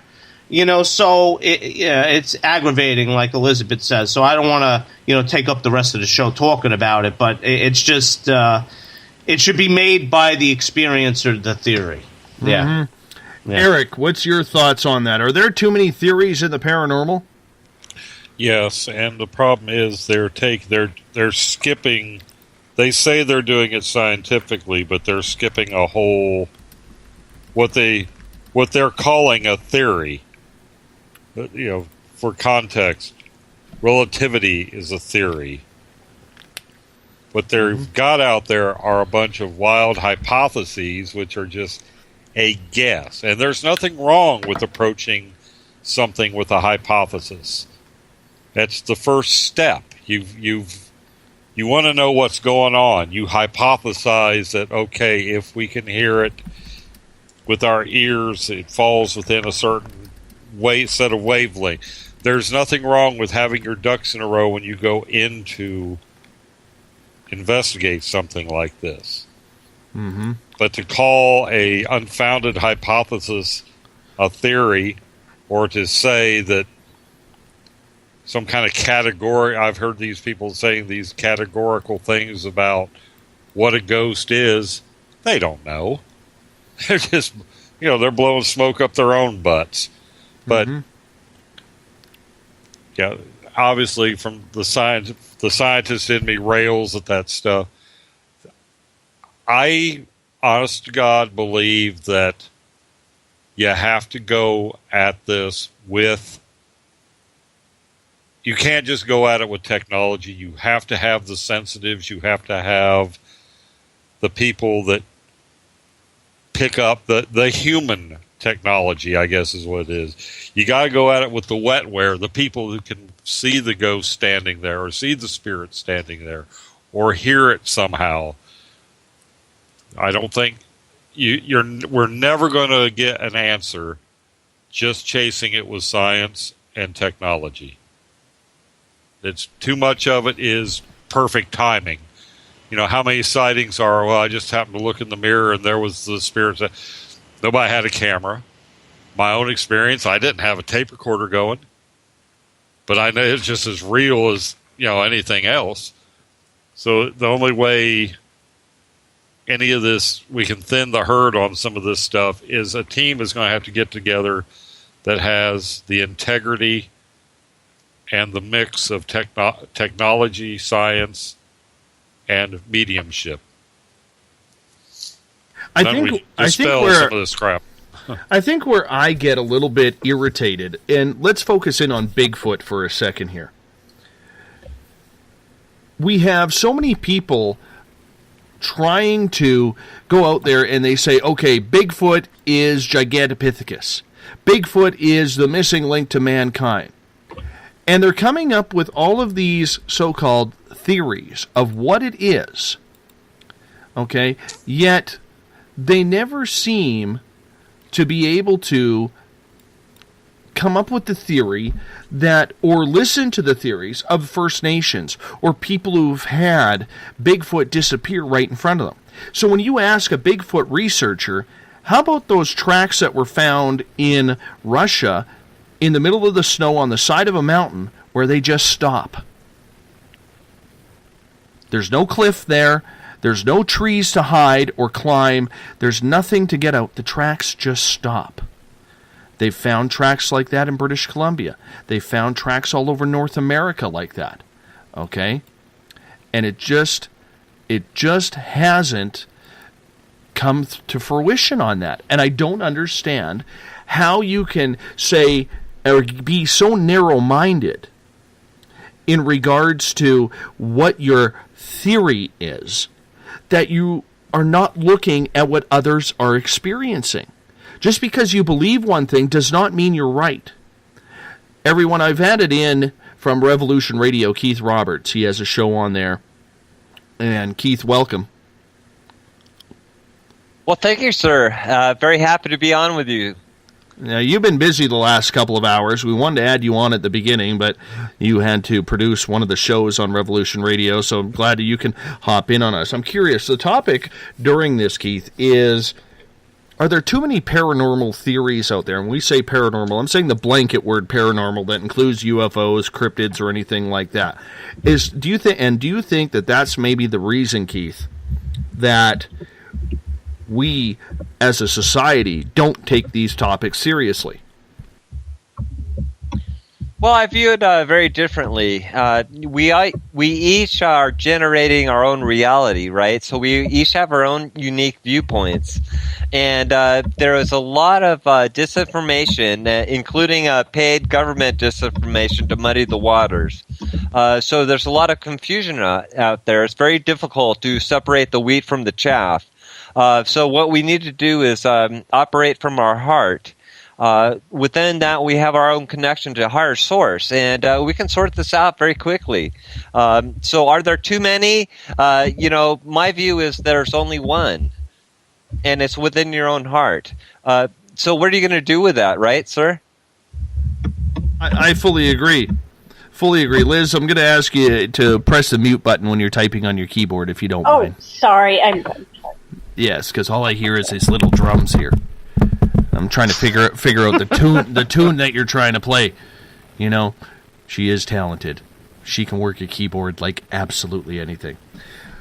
I guess what I'm trying to say with the whole paranormal theories out there, we all want to be taken seriously. We all want to be heard. We want so bad. And when I say we, I mean all of us who are doing radio shows, who are writing about it, who are producing television shows, experiencers. We want society so bad to take advantage of us, or not take advantage of us, but to take us seriously. And they're not going to if we keep shooting ourselves in the foot. That is my whole basis of this conversation, because I know my personal experiences. I shared one with you about this being the 2-year anniversary of me being taken and waking up on the table, right? Mainstream won't take that story seriously. I won't see that in the local newspaper. Dave Scott from Spaced Out Radio celebrates the 2-year anniversary of his alien abduction by eating Hall's candy because he's sick, right? You're not going to see that headline. Let me say this to you, sir. Dave, I'm both a alien abductee and a contactee. I've been on the table as well, my friend. I've had implants put in my chest. This is a reality, and there's so much information I could share with you in regards to that. So only 2 years ago was your first time? Don't you think you had some in your childhood? The lady who I work very closely with, Samantha Mowat, and you got to get her on your show. She, in my opinion, is the best unknown ET contactee out there in the world today. Lorian Fenton, absolutely, when I introduced Samantha to Lorian Fenton basically went, "Oh my God." But you haven't heard my information yet, so you may reevaluate that. Yeah, but you've already gone public. She's just starting to. I have. That's true. Yes. So I don't believe that I had before that experience, because mine actually happened, as I stated earlier. Mine happened 5 months after I came face to face with an ET at 2:00 in the afternoon. Listen, my friend. Guaranteed, you've had it before. Probably. It wouldn't surprise me. Guaranteed. I guarantee you, I can see it right now. All right, let's move on topics here. as we continue with the Paranormal Roundtable on the mighty SOR. We have about 37 minutes left. Ryan Buell. We all know his name from Paranormal State on A&E. At one point, Ryan Buell was the best-known paranormal investigator on this planet. His show was the highest-rated ever on A&E when they launched Paranormal State around 2004, 2005. And now he sits in jail for theft and other crimes that he has committed. A lot of people say he has a drug problem, including his own mother. Elizabeth, I'm going to start with you on this one. Is this just a fall from grace, or is this something that was a long time coming from someone who just couldn't handle being out of the spotlight? This is where you turn your microphone back on. Yeah, I know. I'm coming to that. I actually was typing because I wanted to look him up, because I'm actually very, very sad that he fell from grace. And I think that I really have to read it. So hold on for a second. Let me see what's going on with him.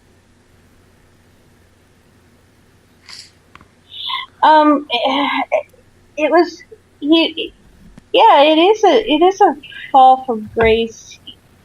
He was an early bloomer, so there were parts of his development, because they got so good so fast and he was young. Parts of his life development, the hardships that he really should have had at 19 and 20 and 21 and 22, when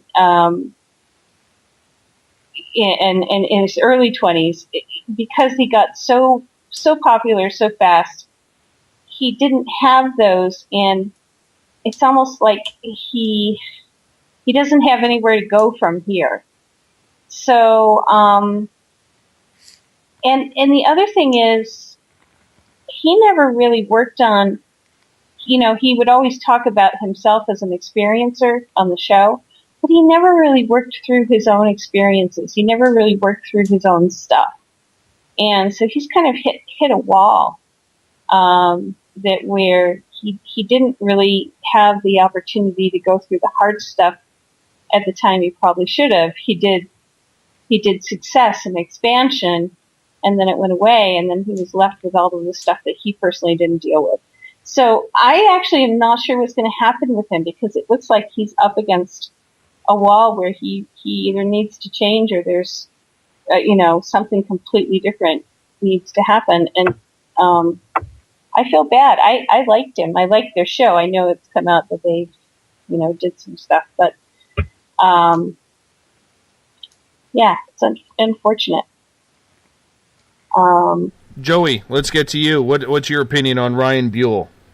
Actually, that was one of the only shows that I actually believed, his show. He had a really good show, and, when it comes down to it, when people fall from fame, when people get out of things that they love to do, they get depressed, they get anxiety filled, they don't know what to do with the rest of their life, it's just like any chronic pain patient. Like when I got chronic pain, I didn't know what to do with myself until I found radio, and so on and so forth. So when you fall from grace, like that, and you're making all this money and people love you and they're watching your show and you're so popular, and then all of a sudden you fall out of the limelight, you're trying to find things to get you back into the limelight. You're trying to find things that are going to get you attention again.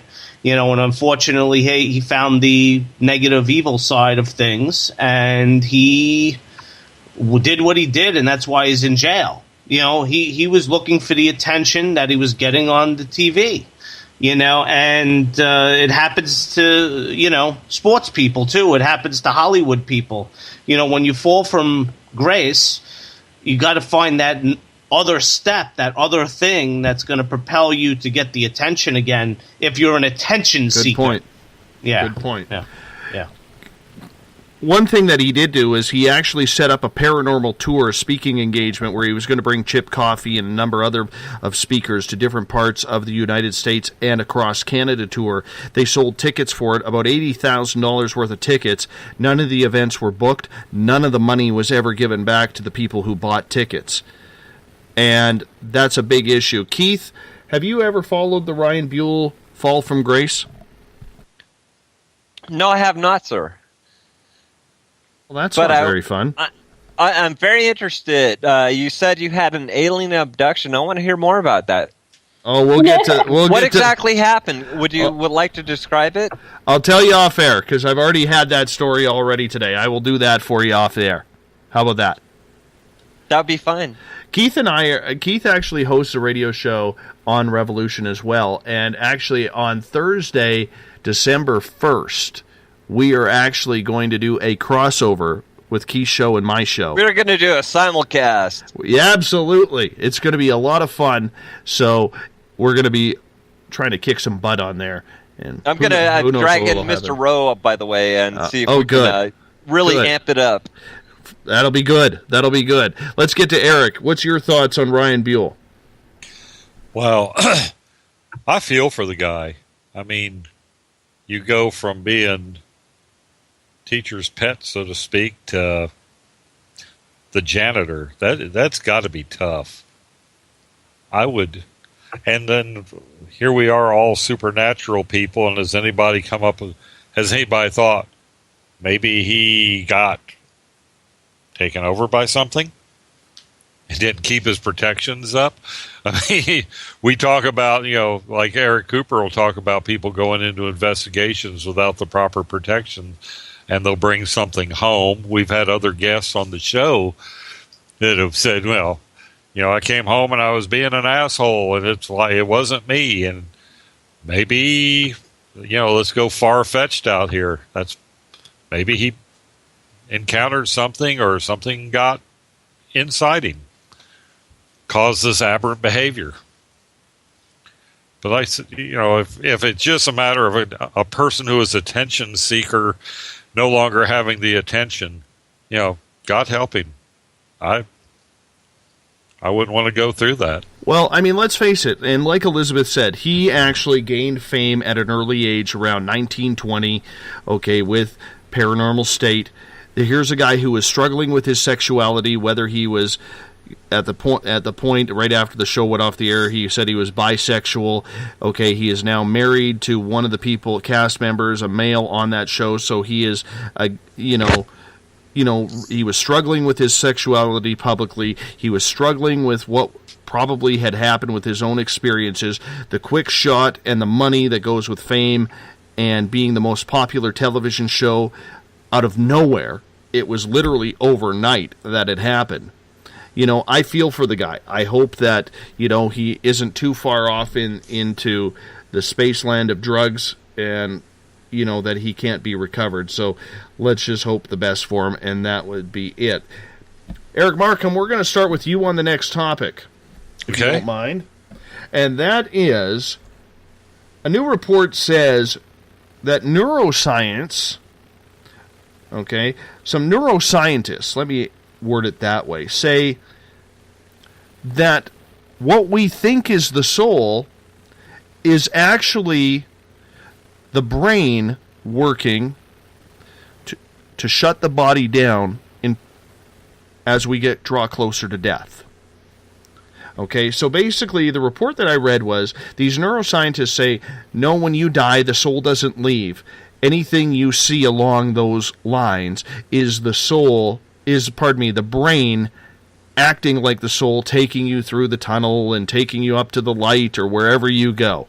What is your thoughts on that, Mr. Scientist? Well, I think they're confusing. Me, I have no doubt there's something beyond, that there is something that survives death.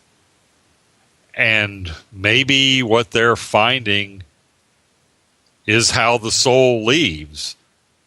They're going to approach it in such a way that it's all just basic chemistry. It's all neurochemistry. It's all, the brain firing as it dies. but there's been too many people who have died on the operating table,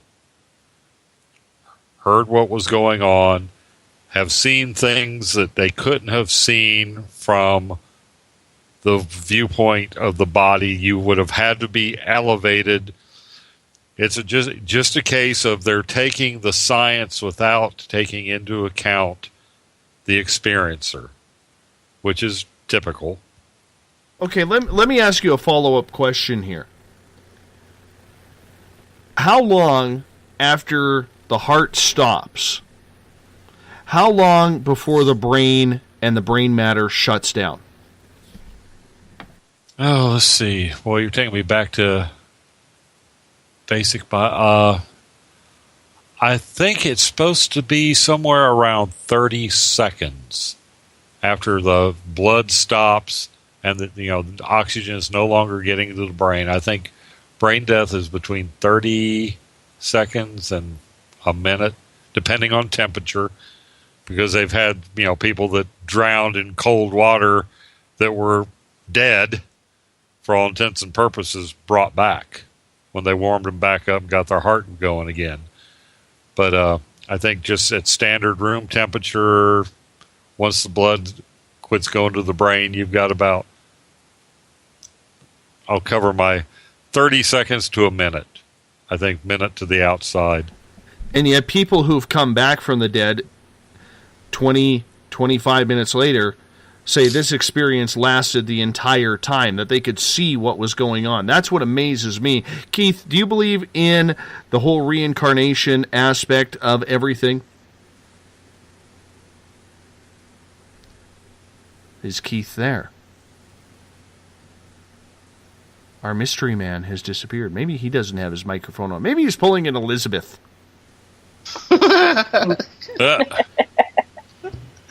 Maybe he went to the washroom. I don't know. Elizabeth, he was abducted. Yeah. Could be. Keith, were you abducted?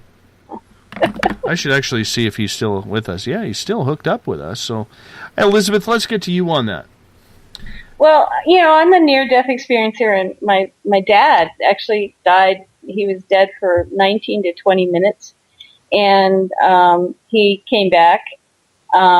They called him, I think, at 1:44 or 2 minutes or something like that after they couldn't get his heart going again. He never really left the room that he was in, but he did start to go toward the light. And what happened was, this was before he adopted my younger siblings, he saw a group of children, all different colors of the rainbow, saying, "Daddy, Daddy, don't leave us." And it wasn't me and my brother and my sister and my younger brother. It was this group of children saying, "Don't leave us. We need you. Don't leave us." And he was about to go into the light and carry on. And then these children showed up and started calling for him. So he went back down toward his body, but by the time he got there, the orderly or the nurse that was, to move him out of the operating room into the morgue was, they were cleaning up and they were about to wheel him out. And all of a sudden, he takes his arm and lifts it up and grabs the person who's wheeling him toward the morgue and says, "Not yet." Oh, my God. I would wet. Yeah. I mean, that would. Oh. My reaction for that would be. That would make me poo. I'm not going to lie. That would make me poo. There might be a little poo in the underwear after that. I'm not going to lie about that. Watch out for the goot, Dave. Watch out for the goot. Exactly. God. So yeah, he, and mine, I wasn't in a hospital. I was fixed up by aliens. I don't know how long I was gone, but I did go down the tunnel. How much activity was there going to be after 10 minutes, after 12, 15? And how could it be that somebody could come back without any brain damage whatsoever and still have a sense of humor to say, "Not yet," and, freak the crap out of the person. That plays in the face of physiology and anatomy to have a brain that's not oxygen. Yeah. For that one. Keith, are you back now? Did you bring coffee? Yes, sir. Yes, sir. I'm right here. Did you bring drinks for the rest of us? Well, I had to step away. I typically drink a lot of water and a lot of black tea when I do shows. And, of course, I just do 2 hours. Yeah, I hear you. I'm not going to lie. I've had that happen here. So I had to do some gardening. Exactly. But anyway. Exactly. The subject is NDEs, near-death experiences, and what happens when you die. The question is, there was an article that I read that a bunch of neuroscientists have gotten together and say there is no soul. It's actually, when you're preparing for dying and your body is shutting down, it's actually the brain working at shutting down everything, which actually gives the appearance that you're going through the tunnel and you're going through, to the pearly gates or wherever you are going at that time. Now, you've had a near-death experience? Well, I've had experiences, not exactly a near-death experience with that kind of trauma, but I have left my body. I've also had direct encounters with greys in direct contact with extraterrestrials and serious stuff along these lines. I know exactly what happens when you die, and my dear friends can come on and tell you about this, but I'm here to tell you we still exist. The first thing is when you are not attached to your body, you're still real. You're still right where you're at. And you have the opportunity to encounter this much higher beings, which we shield ourselves from in our present life, because it's a difficult. Sometimes it's a very transitional experience to have a near-death experience, and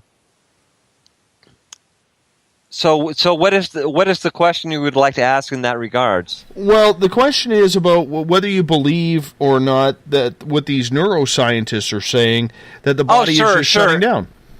Yeah, it's just circular logic. They're operating from a purely left brain paradigm. So what they are doing is they can only let anything into their little box, which will fit in what their circular logic will accept. Yet you and I know, because we've had these higher levels of consciousness, that it's more than that. So we've opened the door to these higher realities. Goatman, what's your opinion on that, if you have Dave, one? Yeah, Dave, goat spreads, right? Goat spreads? I just want to let you know that. I don't have goat. Yeah. No. All right, anyway. Yes, when it comes down to it, I believe that the human body and the soul transcends the human body. So basically when somebody dies, the soul, basically goes up to heaven or goes to hell. And I'm religious, but that's besides the point. I mean, you believe what you want to believe, with that stuff. But I believe that the soul transcends. Okay, the soul transcends the body. Okay, so when the body dies, the soul is the energy of the body. And that's why I believe, the earth is energy. Everything on earth is energy. Everything in front of me right here is energy. Everything that I am is energy. So, and I just feel that there is a spiritual side to any individual, and that spiritual side is the transcending soul. So I believe in life after death. Yes. So. All right, we're moving on as we got more topics to cover here on the SOR Paranormal Round Table. Let's get to something funny that happened in the month of September, as it is the month that was.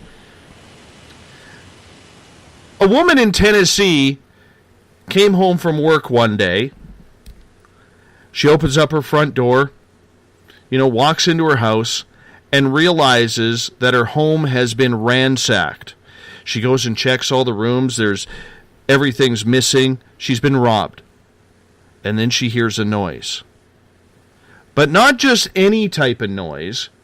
As she walks back downstairs, walks into her living room, she realizes that the two people who burglarized her house were actually having sex on her couch at the time.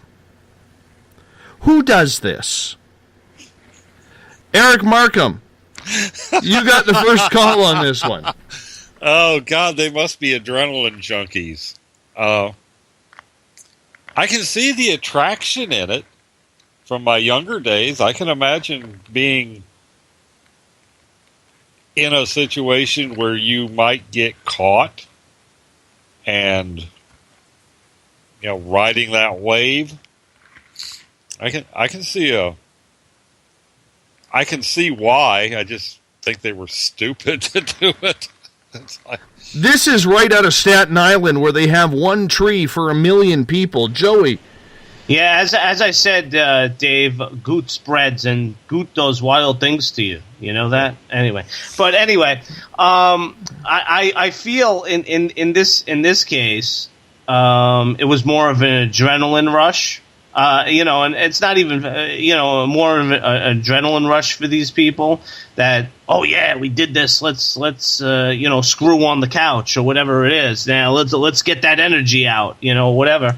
And, that I think it was an adrenaline rush. Yeah. Elizabeth Anglin, how would you react if somebody broke into your store in Madrid, not Madrid, Madrid, New Mexico, and here they were copulating right in your showroom? Yeah, my dog would have something to. There would be a nose in some places it shouldn't go. First of all, because they'd have to break goodness. in. So they would be very, very shocked when I walked in with my big dog. Oh, this image I'll never be able to get out of my head. Sorry, guys. But that's the first thing that would happen. It'd be like I'd do a Melvin. I'd go, because what my dog would do. So, and then I'd call the police. Yeah. Well, apparently, finish. I think you have to let them finish. Yeah, you have to. I mean, you got to let them finish. Dave. I would step outside and call the police because the cell phone only works on the porch anyway. So they'd have a little bit of time. But that would kind of hurt if you didn't let them finish. Keith, but the dog. Put some sense into us here. Keith, put some sense into us here. I would call the police immediately because, it's just plain sad and creepy. This is not a good thing. Whatever their deal is, you gotta call the police right away. All I gotta say is it reminds me of, remember the old 70s movie, The Bad News Bears, where they're in Astro Stadium and the coach is yelling, "Let them play, let them play, let them play." Let them do it. Good. Exactly. Let them do it. Oh well, I had to get a weird one in there. All right. I was thinking more of a Kentucky Fried Movie. Yeah, no kidding. All right, let's get serious here for a second because Keith, I want to start with you on this one. A couple of days ago, September 27th to be exact, in Belfast, North Ireland, there is rumors spreading around and video evidence of a UFO very low to the ground, and they believe it crashed. Next thing you know, there's police and military all around it. A truck is seen towing away a tarped machine. Okay, police said it was a car crash. Well, that involves a tow truck and not a tarp, especially when the weather is nice. Keith, have you heard anything about this crash? No, I haven't heard that one, but it's not new. We go all the way back to Roswell. This is the same old story. Right? Absolutely it is. Absolutely it's the same old story, and of course they're going to cover So we are up. way ahead of this. We've got this technology. They've held back. If one of the things the extraterrestrials are showing us is that we can fly. We have anti-gravity and free energy. How about you guys? if you were an extraterrestrial and you visited Earth, what would you do? You certainly wouldn't want to get involved because it's a mess down here. But you would show them you can elevate yourself. The only way we're going to solve this is to elevate our consciousness. Do you see what I'm saying, sir? Absolutely. Absolutely, man. Absolutely. We have all these powers within us. We have the ability to embrace, we have the spiritual energy to be free and choose to own our own energy. My message on my shows is occupy yourself, my friend. Because you have these telepathic, you have these abilities within yourself. It's the only way we're going to shift this reality into the dimension we deserve. Mm-hmm. Agreed. New Mexico, where Elizabeth Anglin is, you're close to Roswell, you're close to San Augustine, which, by the way, on November 18th, which is a Friday, we will be joined by a panel including Gerald Anderson, who witnessed the San Augustine crash. So you're gonna want to tune in for that one. Do you think this is just another cover-up by the Great Britain powerhouse? Well, it was some kind of flying object, and I think initially they thought that it might have been a satellite or something from China or something from, an enemy of the West or a former enemy of the West. I think that's what they thought it was. But they were wondering, how did it come down so whole? But it was something the government actually did take away to examine, which they believed belonged to a foreign state. Was it a UFO and they confused it with a satellite? I can't tell, but it was the reason why they tarped it and the reason why they came and got it is that I think initially they thought it might have been a satellite from a foreign state, a military satellite or something like that, and they're going to go take it and they're going to go analyze it. Now, it could have been a UFO. Still, same thing, foreign state, could be military. They're going to go analyze it. But they definitely got something, and they definitely felt it was something from a foreign state. Once again, the tinfoilers are going crazy. Eric?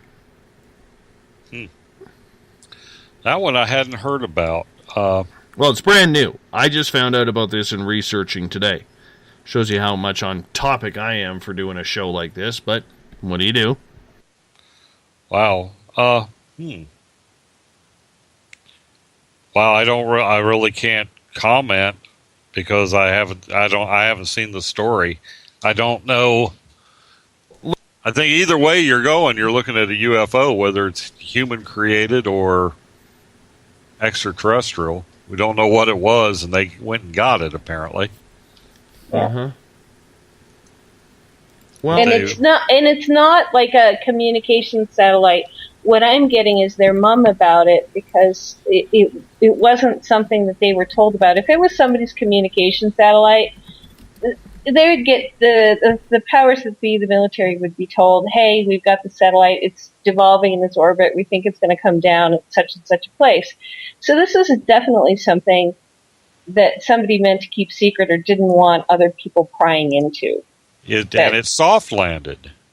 Yes, and it's soft landed. So how is that? So they're treating it like it's coming from a foreign state because nobody warned them it was going to happen, and there it is. Well, with China, they're doing a rush to get to the moon. Yeah. And some people think that once they get there, they're going to bring back some of our artifacts. But maybe it was some piece of experimental gear of theirs, or they're kind of reinventing the wheel. Maybe it was China. That's prototype. Yeah, maybe it's a Chinese lunar lander or something. Yeah. Well, could have been a prototype. We're going to take a question from the audience here. Paul is asking, can anybody speak on Phil Schneider? Do you think his story was legit?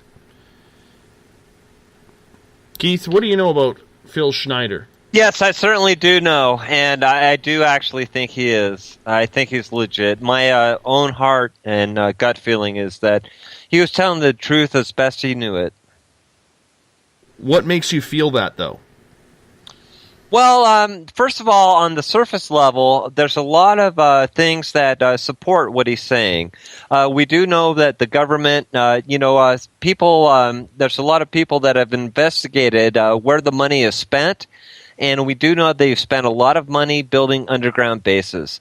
Also, Sean David Morton is a wonderful asset to this network and has been around for a long time, has a lot to say about this, and has met him personally. I personally haven't met Phil, but I've met a lot of other people associated with that, including people like David Icke that have really direct information. I think listen, David, your own heart is your best answer to that. We are all getting more psychic right now, right here. Everybody is waking up, and you yourself are, sir. What is your own intuition on this? I think he was correct. I think he was murdered. See, there you go. Yeah, that's my gut feeling on it.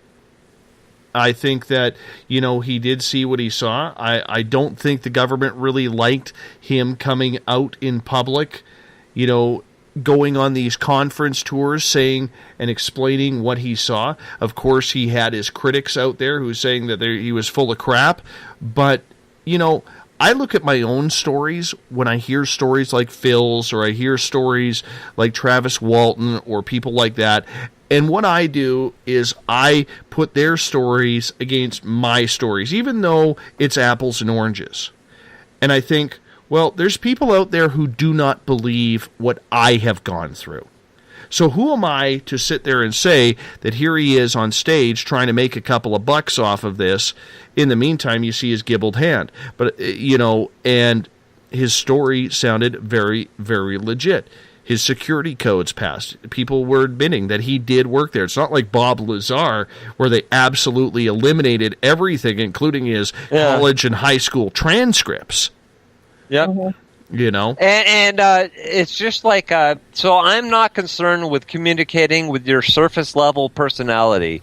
I'm working on communicating with what you know, where you're at. And we know better, and we are getting so telepathic. Man, I'm telling you, the tide is turning, and we're winning. It's not easy. It's kind of a lonely job sometimes, but we are winning, my friend. I hear you there. Goatman, what do you think? Who the hell is that guy? That's the exactly answer that we wanted. Joe, once again, you are a plethora of Canadian knowledge when it comes to conspiracy. Thank you, my friend. Thank you. You're welcome. You know what? Do me a favor, Joe, and I mean this with all due seriousness. Go on YouTube, type in Phil Schneider. Yes, I will. Okay. He came out and said basically he was an engineer, a civilian engineer contractor at Dulce Military Base in New Mexico. And they were digging an underground hole that happened to have, about a mile down, that happened to have aliens living underneath. And when they went down, there was a huge underground battle, and he killed a couple of these extraterrestrials, and he got shot by one of them with one of their lasers or something along those lines, and it screwed him up, and a bunch of Army Rangers died there. It's a real weird story, man. Let me just quickly say, I'm sorry, Dave, but let me quickly say I have direct experience with both, up close and personal, with Greys and reptilians. They're real. Oh, I know they're real. I've had a Grey at my window while I've been broadcasting. That was a lot of fun. I can tell you that. Anyways, gentlemen, lady, guess what? Mr. Bumblefoot is on the Space Out Radio side. That means it's time to wrap up another month of the Paranormal Round Table. Keith, thanks for joining us late. No worries, my friend. You hold on, because we all talk afterwards. That's for a couple of minutes. Eric Marcum from the SOR Space Wire. Elizabeth Anglin, Spaced Out Weekend. You're on the air first tomorrow and Sunday with Uncle Jimbo James Tyson. Thanks for popping by. And Joey. Yeah. The Goat Man. Yeah. Resident Canadian. That's right. And on the next SOR Roundtable, Dave is going to teach us how to speak Canadian, ladies and gentlemen. That's right. All the goots and the boots. I'm telling you, it's going to be great. Oh yeah. How do they pack the cat? Stop it. Come sit on the Chesterfield with me. And all the processes and the mantras, and I'm telling you, phonetics personified, ladies and gentlemen, up there in Canada. Yeah. I love you guys. I appreciate that. You guys all on the panel, hold on, okay? I'm going to wrap this thing up because it's time for me to get my backpack. I got to clean out the cabin here for Elizabeth and James to hop on in for Spaced Out Weekend, Saturday and Sunday, 9 p.m. Pacific, midnight Eastern Time, as we do this thing 7 days a week. Remember, you can listen to all of our shows on YouTube, our Spaced Out Radio channel, on TuneIn, and now on iTunes. Our website is spacedoutradio.com, and, of course, we broadcast every single night on the Double R Machine Revolution Radio. We appreciate everyone tuning in. Love you, have you all here. We're going to say goodnight to all of you. Mr. Bumblefoot, Ron Bumblefoot THAL, formerly of Guns N' Roses, is the man, the myth, the guitar legend behind all of our music. Go to spacedoutradio.com, click on the Bumblefoot banner where you can check out a couple of his songs that we put on there. You can rock it out with us every single night on this show. I want to say thank you so much for everyone coming in to play tonight. And Bill Cardwell, congrats on being the SOR Space Traveler of the Month. Love what you do around here. Have a good one.